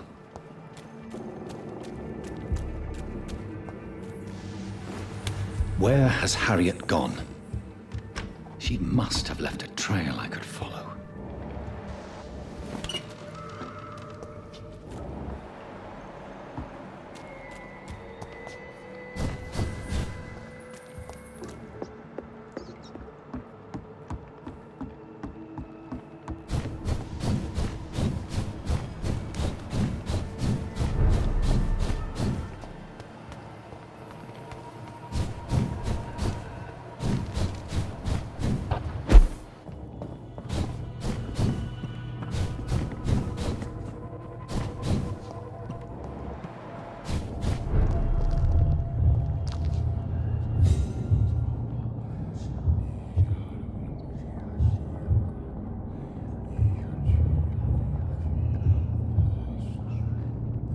Take not a step further, child, for you are unprepared. You, at last. I wondered when you would show your face again. Step away. We have nothing to discuss. Desist, child. You cannot confront the monstrosity unleashed upon this land without due preparation. I shall not allow it. All right. But no more riddles. Enough of the obscure songs and prophecies. I ask questions, and you answer them. My words have been as clear as crystal lakes, my child. You seem unwilling to drink, to listen, to learn. What is your true appearance? I do not understand. This is who I am. Blood? You are made of blood. Surely you are joking. Why would I? And no, I'm not made of blood. I am blood. Blood is what I am since my birth and for eternity. But who are you really? Tell me your name. I am your maker. I am the servant of the Red Goddess and protector of this land. I have many names. Just give me one, then. There are those who call me Myrddin Wild, the Wild Horned Man. But I never was a man. I was born out of blood. Why did you choose me? Only you could provide a modern, scientific answer to this ancient, mystical threat. What kind of modern answer? Disease, contagion, and contamination. How they course through veins is your dominion, my child. Your choices have made you. Only you can save this land. Speak to me of this ancient threat. The blood of hate. Vessel of the wrath of the goddess. When she awakens, a disaster will be born into this world, for she is hunger and anger. I'm here to stop Harriet Jones. She is the original carrier. The well from which this corruption flows. I have heard you, but be wary. Harriet Jones's mind is no more. She has metamorphosed into an apocalypse. Born from, drenched in, and driven by the blood of hate. Tell me about this disaster, creature. I know London fell victim to such a thing in 1666. A disaster is pure anger born through blood. Its name means bad star, for they only appear when our queen unleashes her unquenchable wrath upon the world. And who is this queen? She is the Red Goddess, the Queen of Blood. In my youth, 100 lifetimes ago, she was worshipped as the Morrigan. She is my mother. She is yours, too. The Morrigan? The Celtic goddess of war? Is this a ruse of some kind? She has been worshipped in many forms throughout the ages. The true nature of the Red Queen is beyond your comprehension, eluding even mine. But know this, she is a vengeful mother. So the disaster is some sort of accident. A disease vampires carry dormant in their blood, waiting to emerge. That's your modern answer. But a disaster is at the same time both less and more. Tell me what it is then, in your own words. A disaster is the pure will of our queen. Whenever she dreams of walking this earth, she awakes in this putrid vessel. What is the blood of hate? It is the curse of the goddess. It is the hunger in you, the need for blood, the will to strike and to punish, to spit in the eye of God. I only wish to know how to put an end to this epidemic.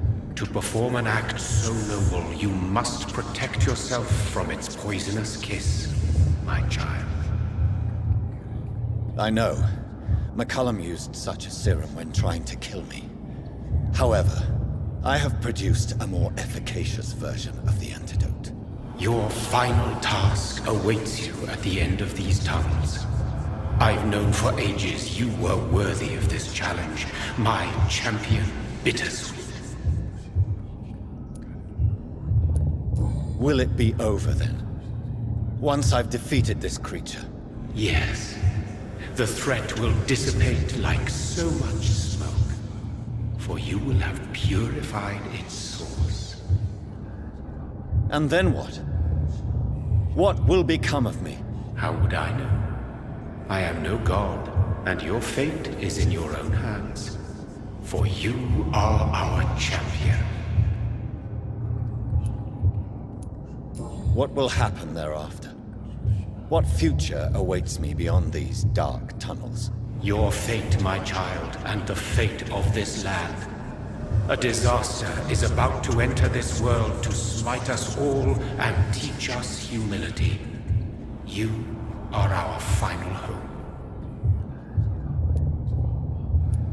You tricked me. My sister died for your schemes. I have brought suffering and tragedy into this world. I am not, nor will I ever be your champion. Very soon you'll come to know that sacrifice is sometimes necessary. I understand the grudge a child bears towards his father and mother. Be brave, my child.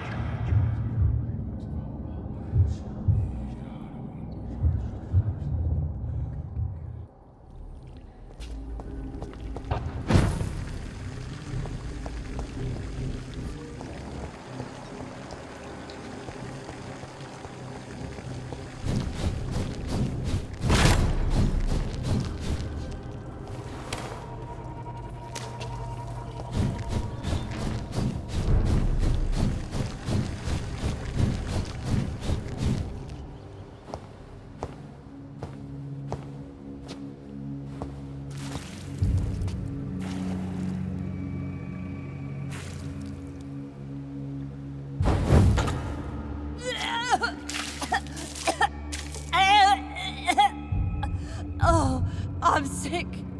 So sick. Doctor, help me, please. I'm in such pain. I'll be glad to be of assistance. Ah, like your help, Doris. Liars! All of you!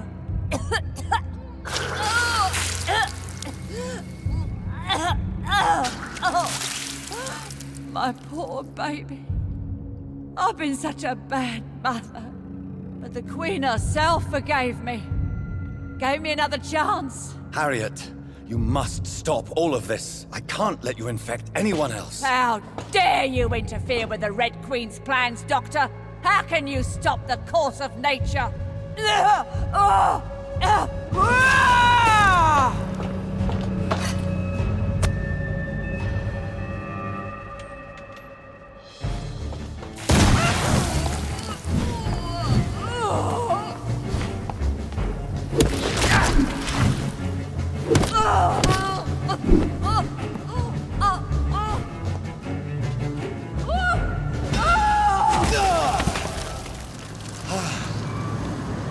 Is this the This anger I feel, is it wrath? I think it is. Oh, how infinitely, how intensely, how irredeemably are you all going to suffer? Oh!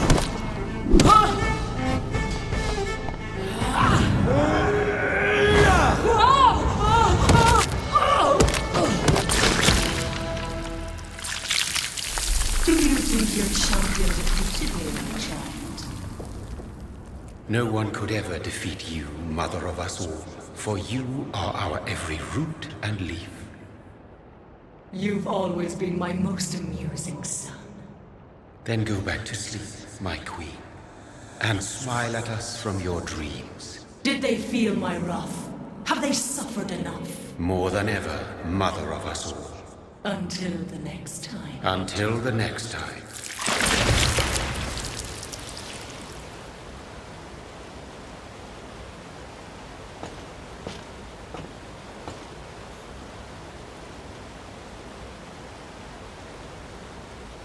So it's over then, young Mccollum. You have put an end to this terrible menace. Old Bridget? What are you doing here? This is my realm, Mccollum. This is Suascal territory. But they were all massacred by the monstrosity that Harriet became. Others will come, engendered by deceitful vampires. I don't mean you, of course.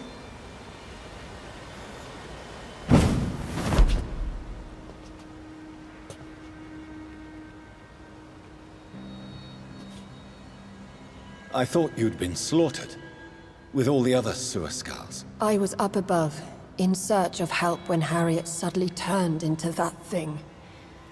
I have no idea what it was. It's over now. London is no longer shrouded in the disaster's shadow. We're all safe. Yes, you prevailed in the end. I hope you'll forgive me for the way I treated you when first you presented yourself at our gate. No need to apologize, really. Perhaps there will be no stories told or songs sung of what happened here today. But I'll know the truth. Jonathan Reed, newborn vampire, stepped forward and saved us all. I'm honored to be part of this city's legend. Thank you, old Bridget. May I ask you just one question?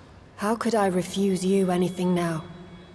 I'll answer just as I answered Lady Ashbury when we met a few nights ago. Who are you? Really? I was born with the name Bridget Eleanor Wellington.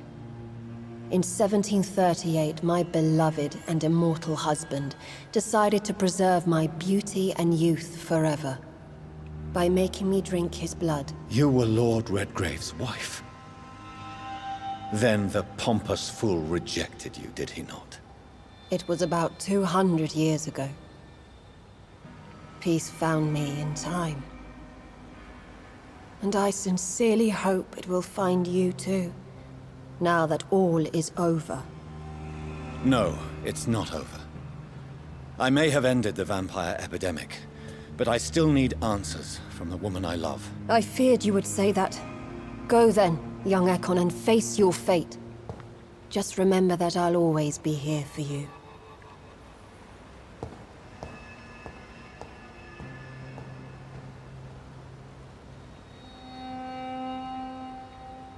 London has been cleansed. This catastrophe came about when an ancient, malignant will crossed paths with mortal imprudence. For now, we are safe. For now. My craving for blood remains. Red like hate, red like hunger. Red as life and death, passing from one immortal to another. From predator to victim. Patiently biding its time to rise again. London has been cleansed for now, but there's a simmering hatred, fear, and old grudges. When will we succumb, mortals and immortals alike? The next disaster is only a matter of time. My only hope now is to catch the woman I love, to understand why she fled, and unmask the secret that has been lurking in her blood for so long.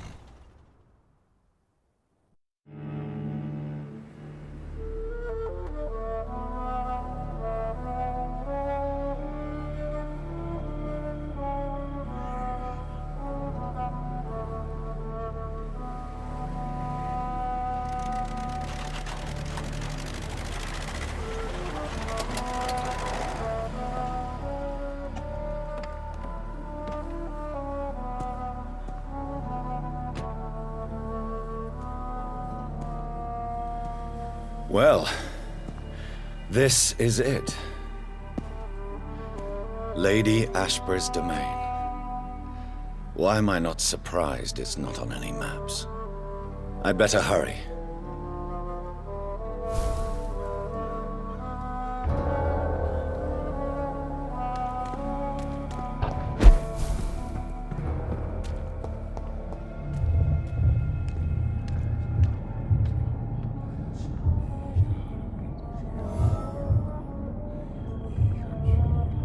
Beautiful morn, my child.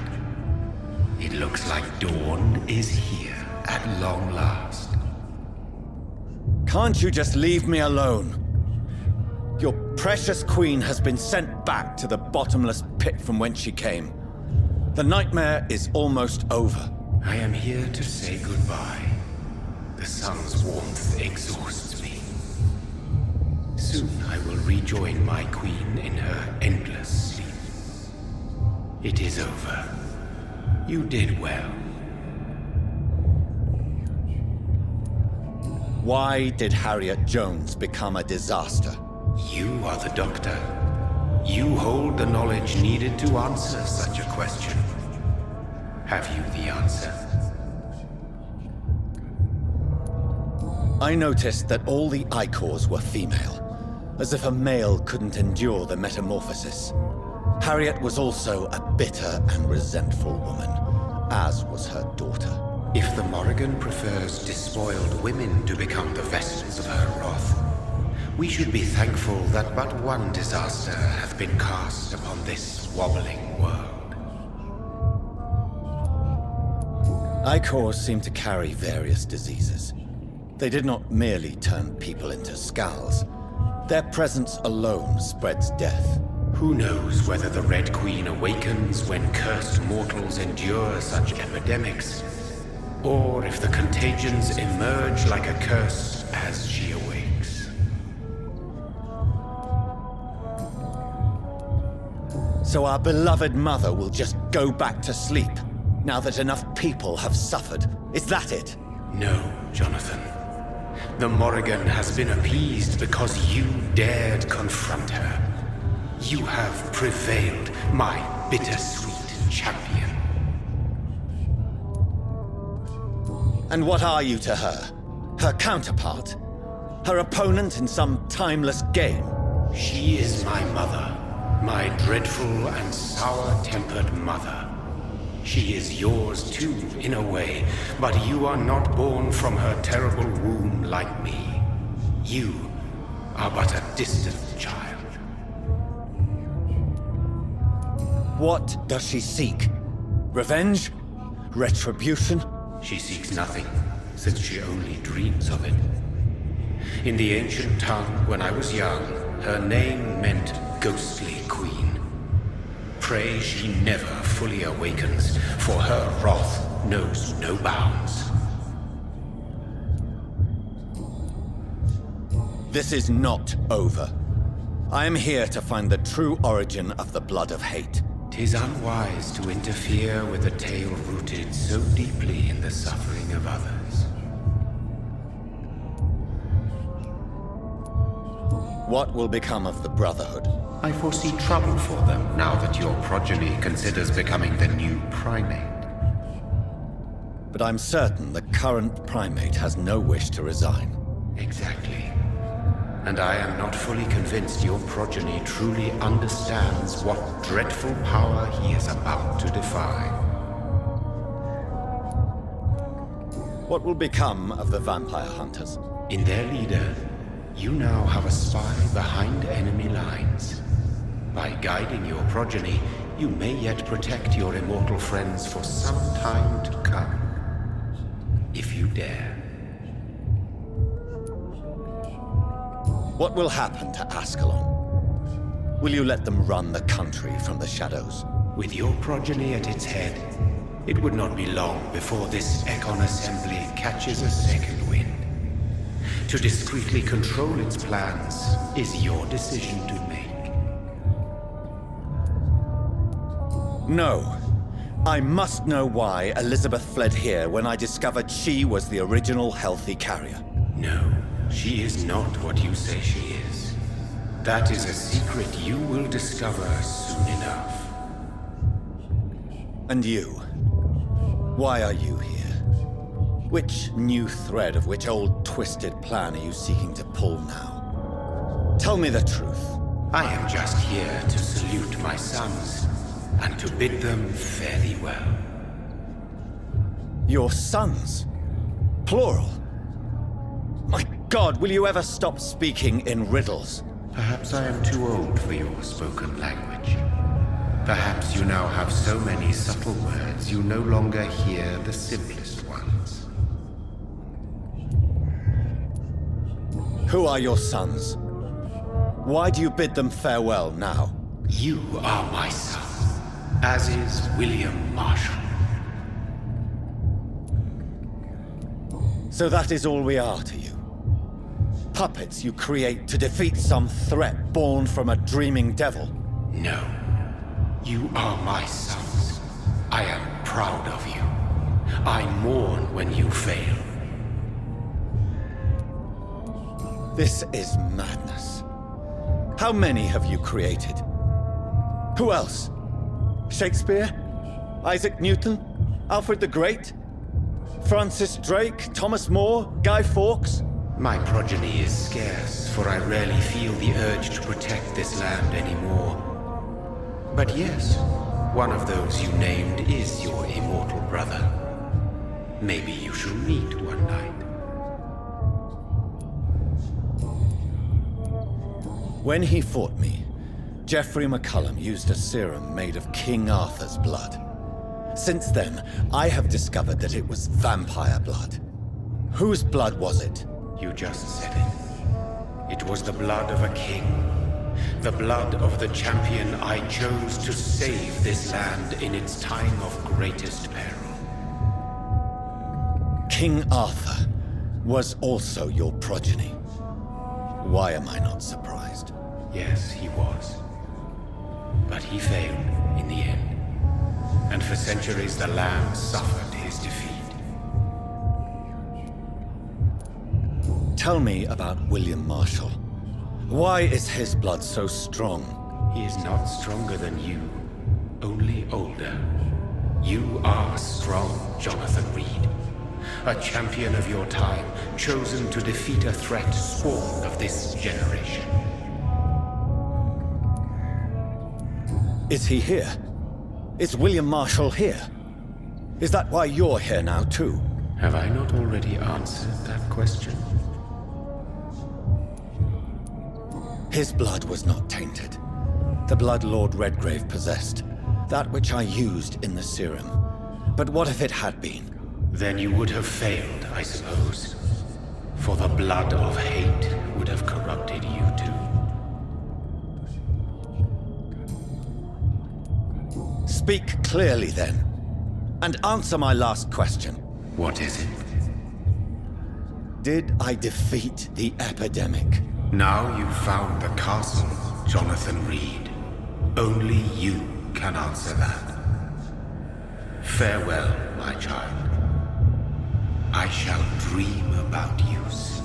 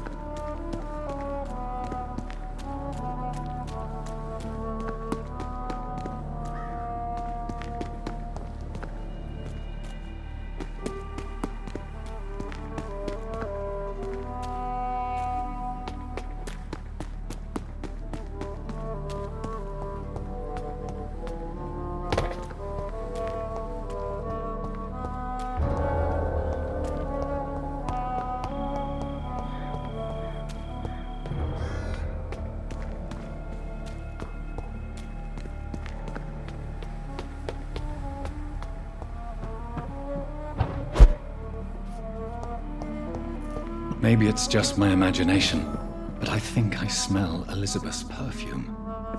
She must be here somewhere.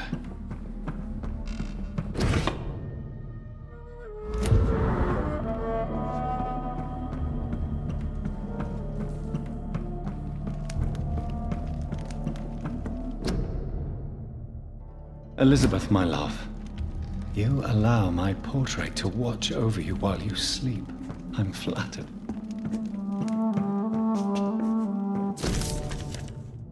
Like most castles, this one has a crypt, and it holds something special inside.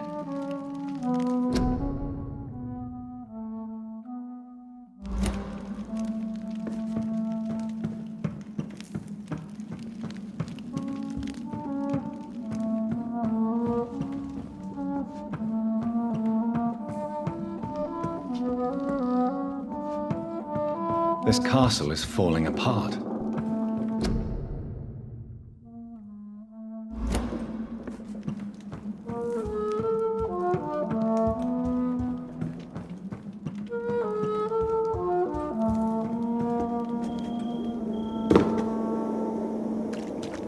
That sweet fragrance, Elizabeth's perfume. She was here, and recently.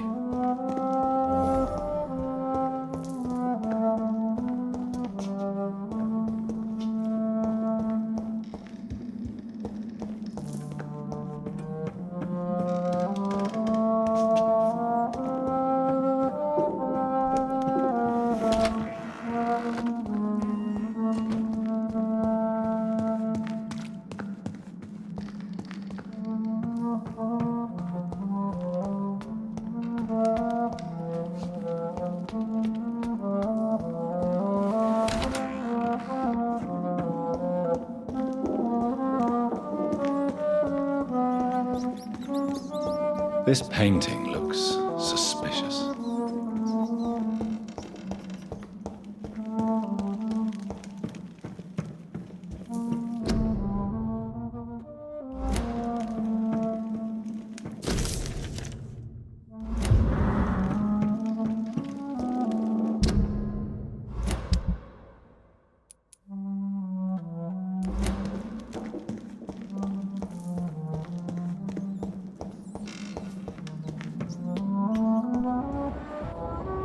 A sword and a moon are the symbols I should look for.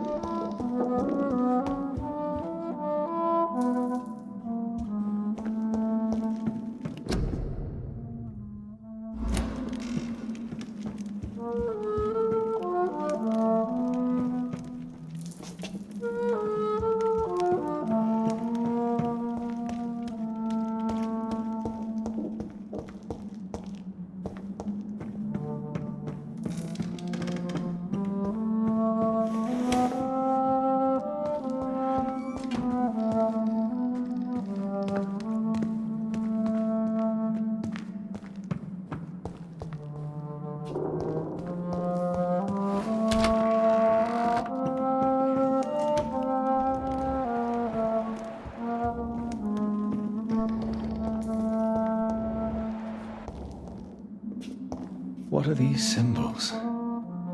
I can feel a mechanism, but it doesn't work. Here's another switch. I should keep looking.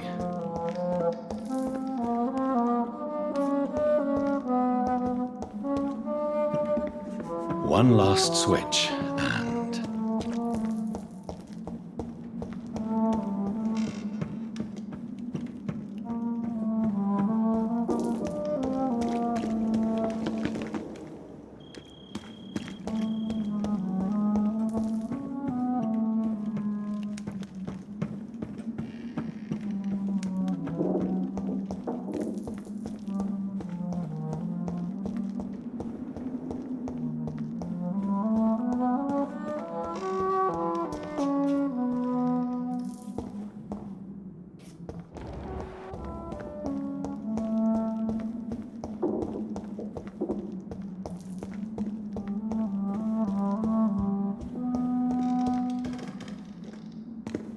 Valhalla.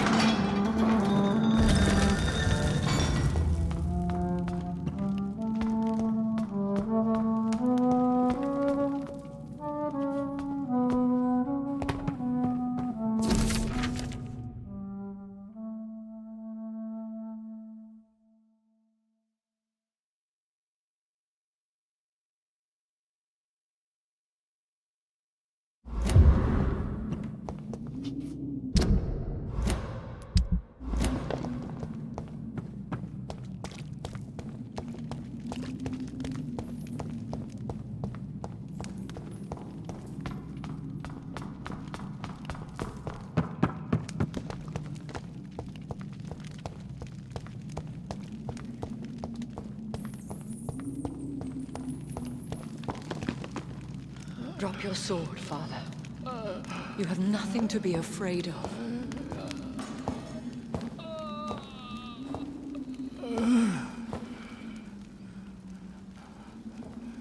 Shall we abandon this then? Shall we lower our heads? No. Never. You taught me that. Blood is approaching. Old but young. How strange. Shall I drink it? Smite it? No, Father. He is a friend. Please, rest. I'll take care of it. Caution, Elizabeth. Deceit runs through these veins. I know, Father. What took you so long, Jonathan?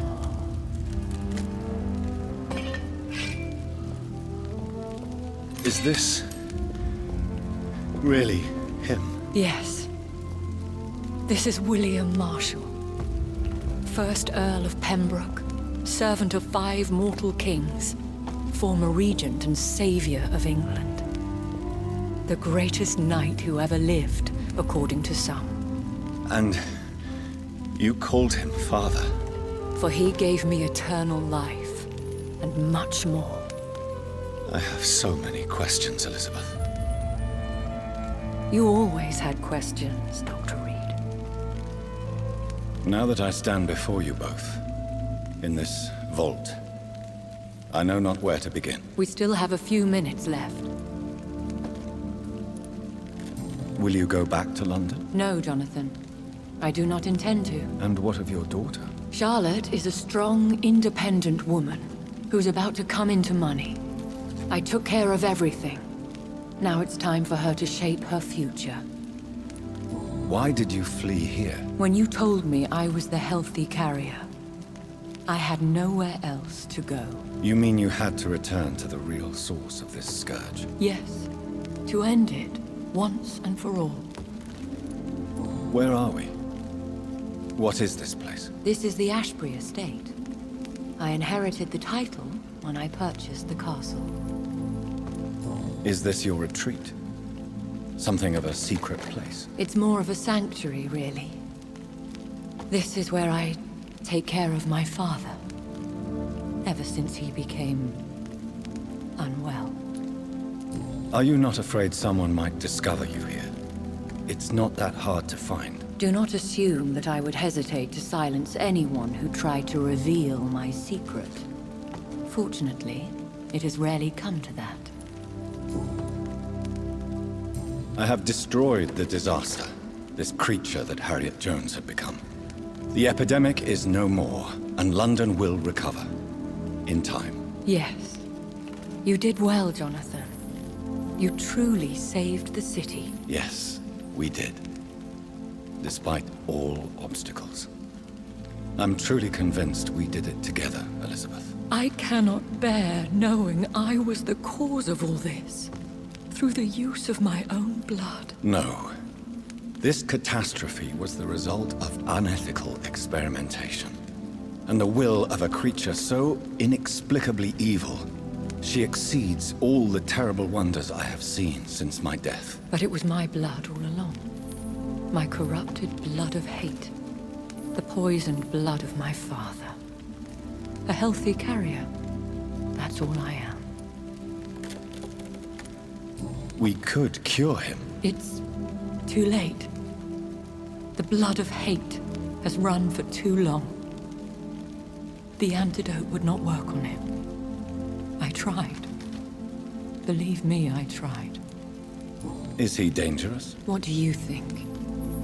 He is a thirsty Ekon who has not fed in centuries. An elder vampire driven by an urge to kill and spread the blood of hate. No redemption, then. And yet he thinks he has been offered immortality by the angels to protect the feeble and to smite the unholy. Can he communicate? Yes.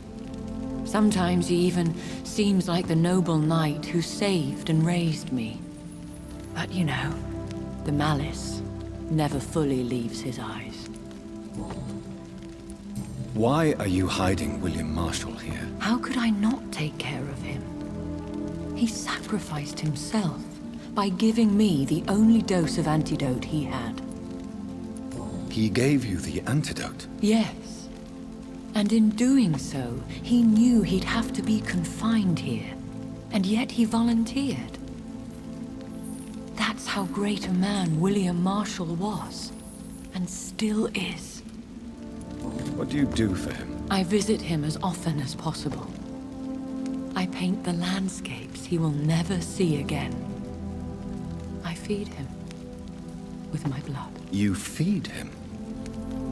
You barely sustain yourself on the weak blood of the dying, yet you give him your blood? After he saved me from the blood rage, I swore I would never kill to feed. He said the same. William Marshall infected you. He is the true, original carrier. Yes.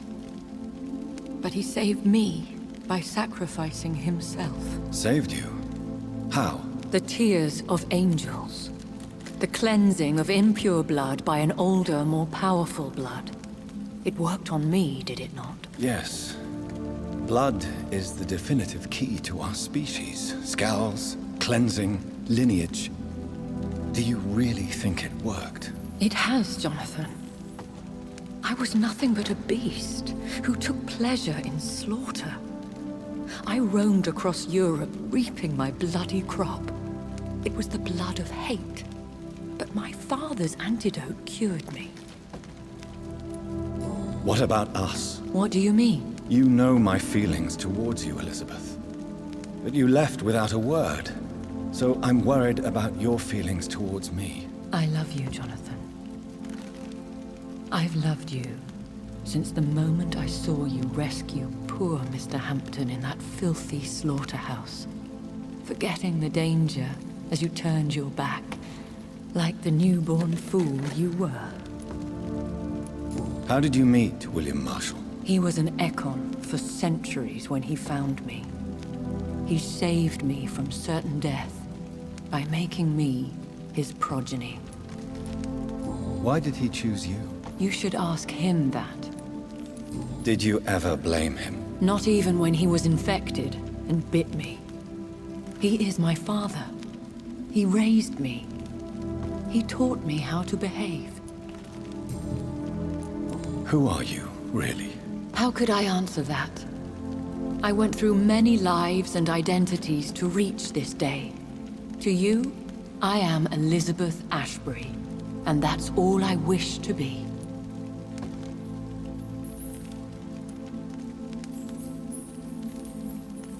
I need to know more. I want to know who you really are. Where you were born. Where you lived. I was born Elizabeth Samantha Mary Englewood in 1551 in Hertfordshire. My parents owned a pub in Hoddesdon. Are you satisfied? You should have told me. No, Jonathan. The William Marshall myth lies at the heart of so many hostile plans. I could not risk jeopardizing his safety. So why did you come here? You knew I would follow you. I can't let you go. Because I know now the blood of hate is still in my veins. No one but I can put an end to this tragedy. I can help you. You can trust me, Elizabeth. No, I cannot. You chose to follow Ascalon's orders. You unleashed an immortal Aloysius Dawson into this already fragile and suffering city. Would your protege agree to speak with me? I have so many questions for him. Go on, Jonathan. But be careful.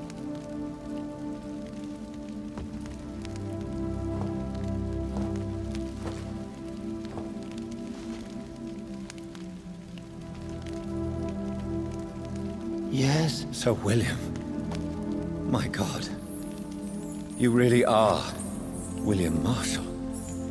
You served Richard the Lionheart and his brother, King John.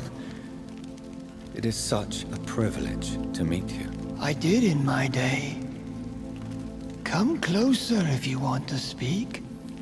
For my hearing isn't what it used to be. I think your hearing is fine, sir. What is it you want then?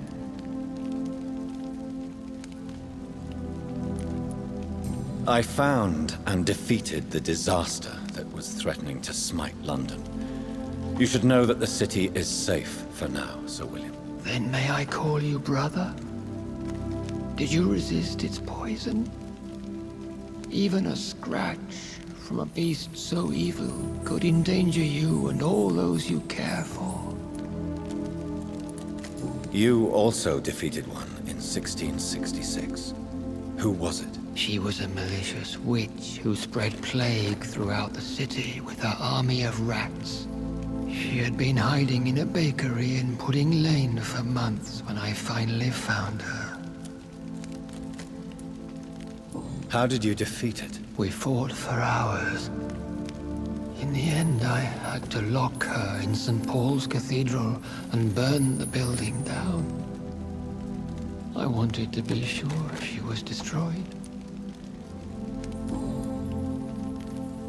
I found your research on the antidote. The tears of the angels.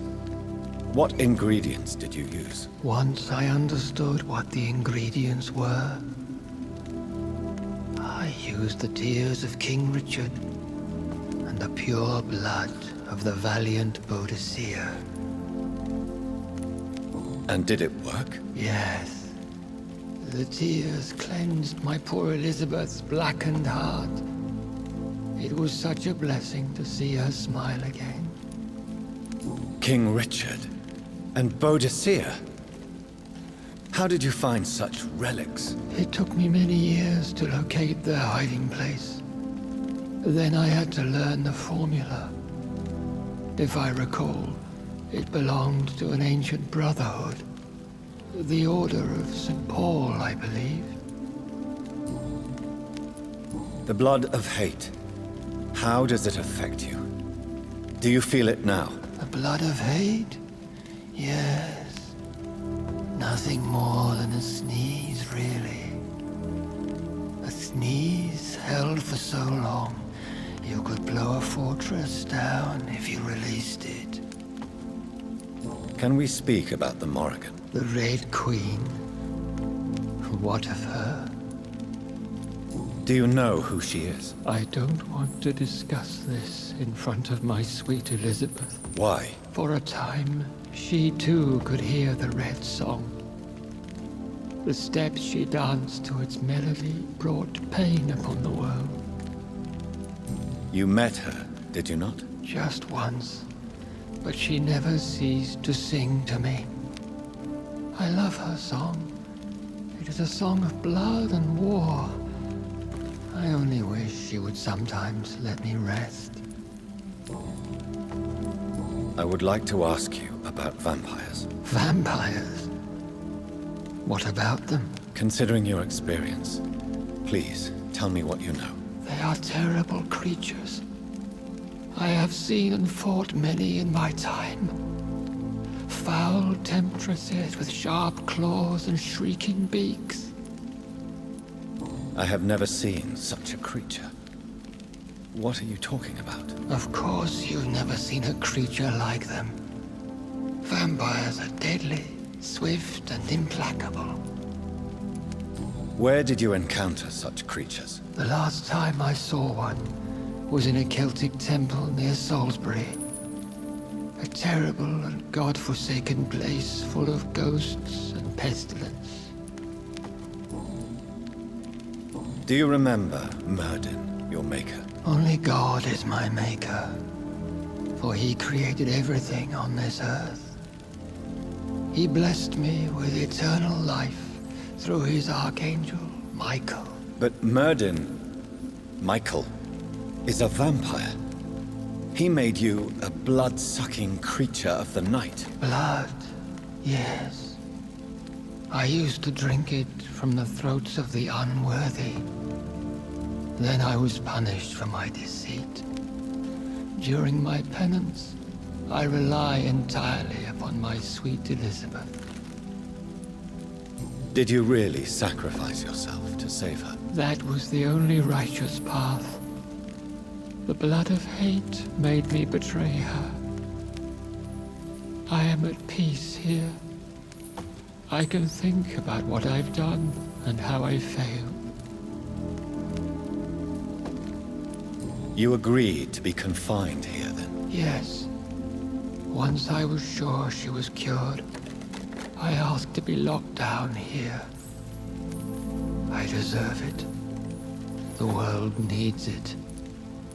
Do you not want to be cured? No. This hunger is mine. I would feel empty without it. It has been part of me for so long. All I want is quiet. Silence.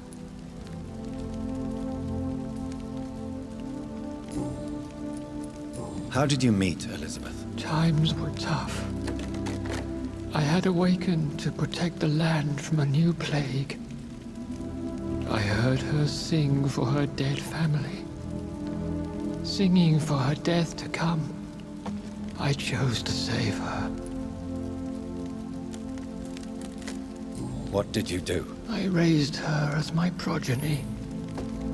After she left to see the world, I rebuilt her deceased parents' inn. Owned it as William Thorne for a time. Those were good years.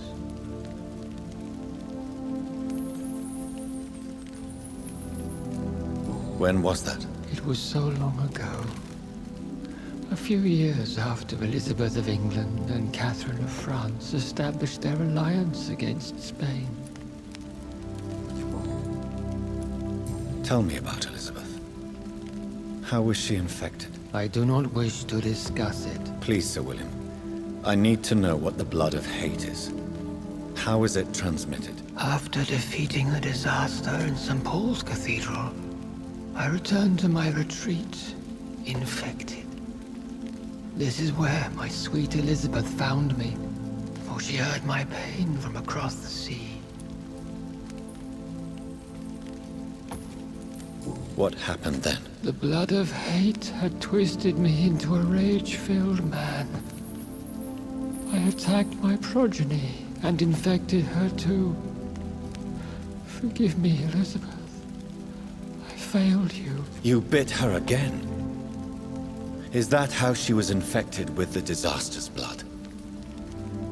I think I understand now. Elizabeth fled, and I fell to my knees, begging for forgiveness.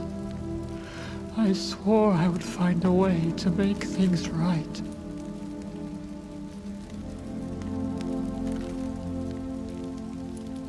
What happened? Where is this retreat you mentioned? In London, under Temple Church, beneath my empty tomb. I always loved to sleep there while listening to the bell above.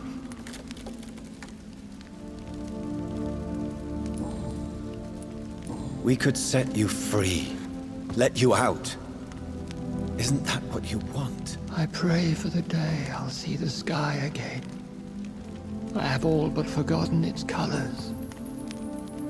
I could walk and do so many things beneath the stars. But I doubt it will be wise to release me. Then will you stay here and repent? Elizabeth told me it will not be long now. I cannot wait to feel the sweet caress of her hand on my cheek after so long, as she releases me.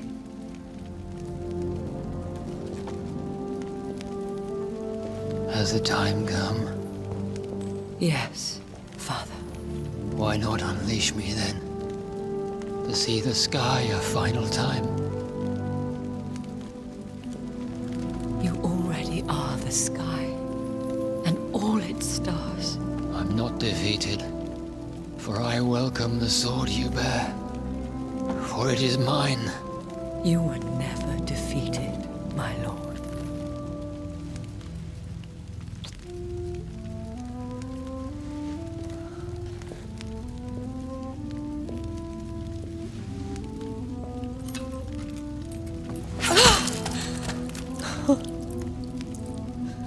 Farewell, Father.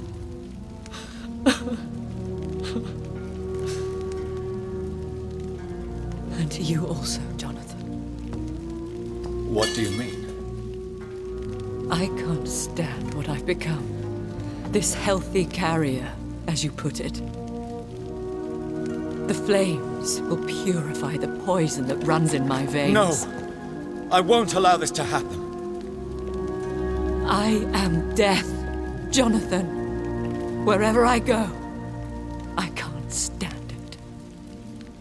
I am Dr. Jonathan Reed, champion of Myrddin, chosen to save England from the vampire epidemic. I could cure you. What do you mean? We are creatures of blood, Elizabeth. Everything about us is in our blood. With time, I could perfect the antidote William Marshall gave you. Trust me, for time is on our side. That is a risk I cannot take, Jonathan. I won't bring another such disaster into this world. Elizabeth, no. Trust me. I can save you. How could I trust you, Jonathan? How could I take such a chance? I'll stay here with you then, as long as we must until I find a cure. You have no idea what you're talking about, Jonathan. Despite his madness, William was strong enough to starve for centuries. I doubt we can do the same. That's where you're wrong, Elizabeth. Since I murdered my poor Mary after my rebirth, I vowed to never take a life again, and I've succeeded. I'm not sure I have the strength of character. I'm not like William.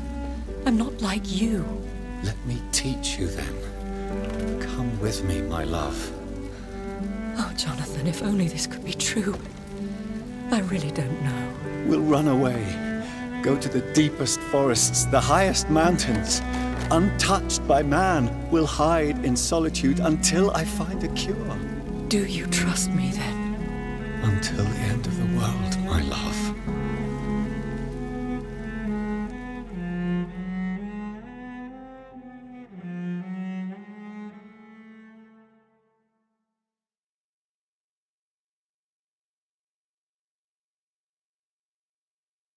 One prayer for the summoned, called by this song.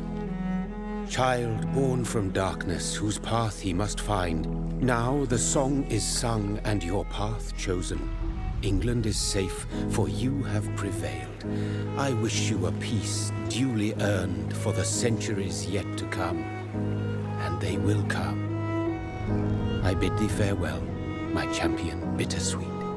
My queen sleeps once again, and I'll soon join her slumber. Until alas she rises, woken by the hunger never fed.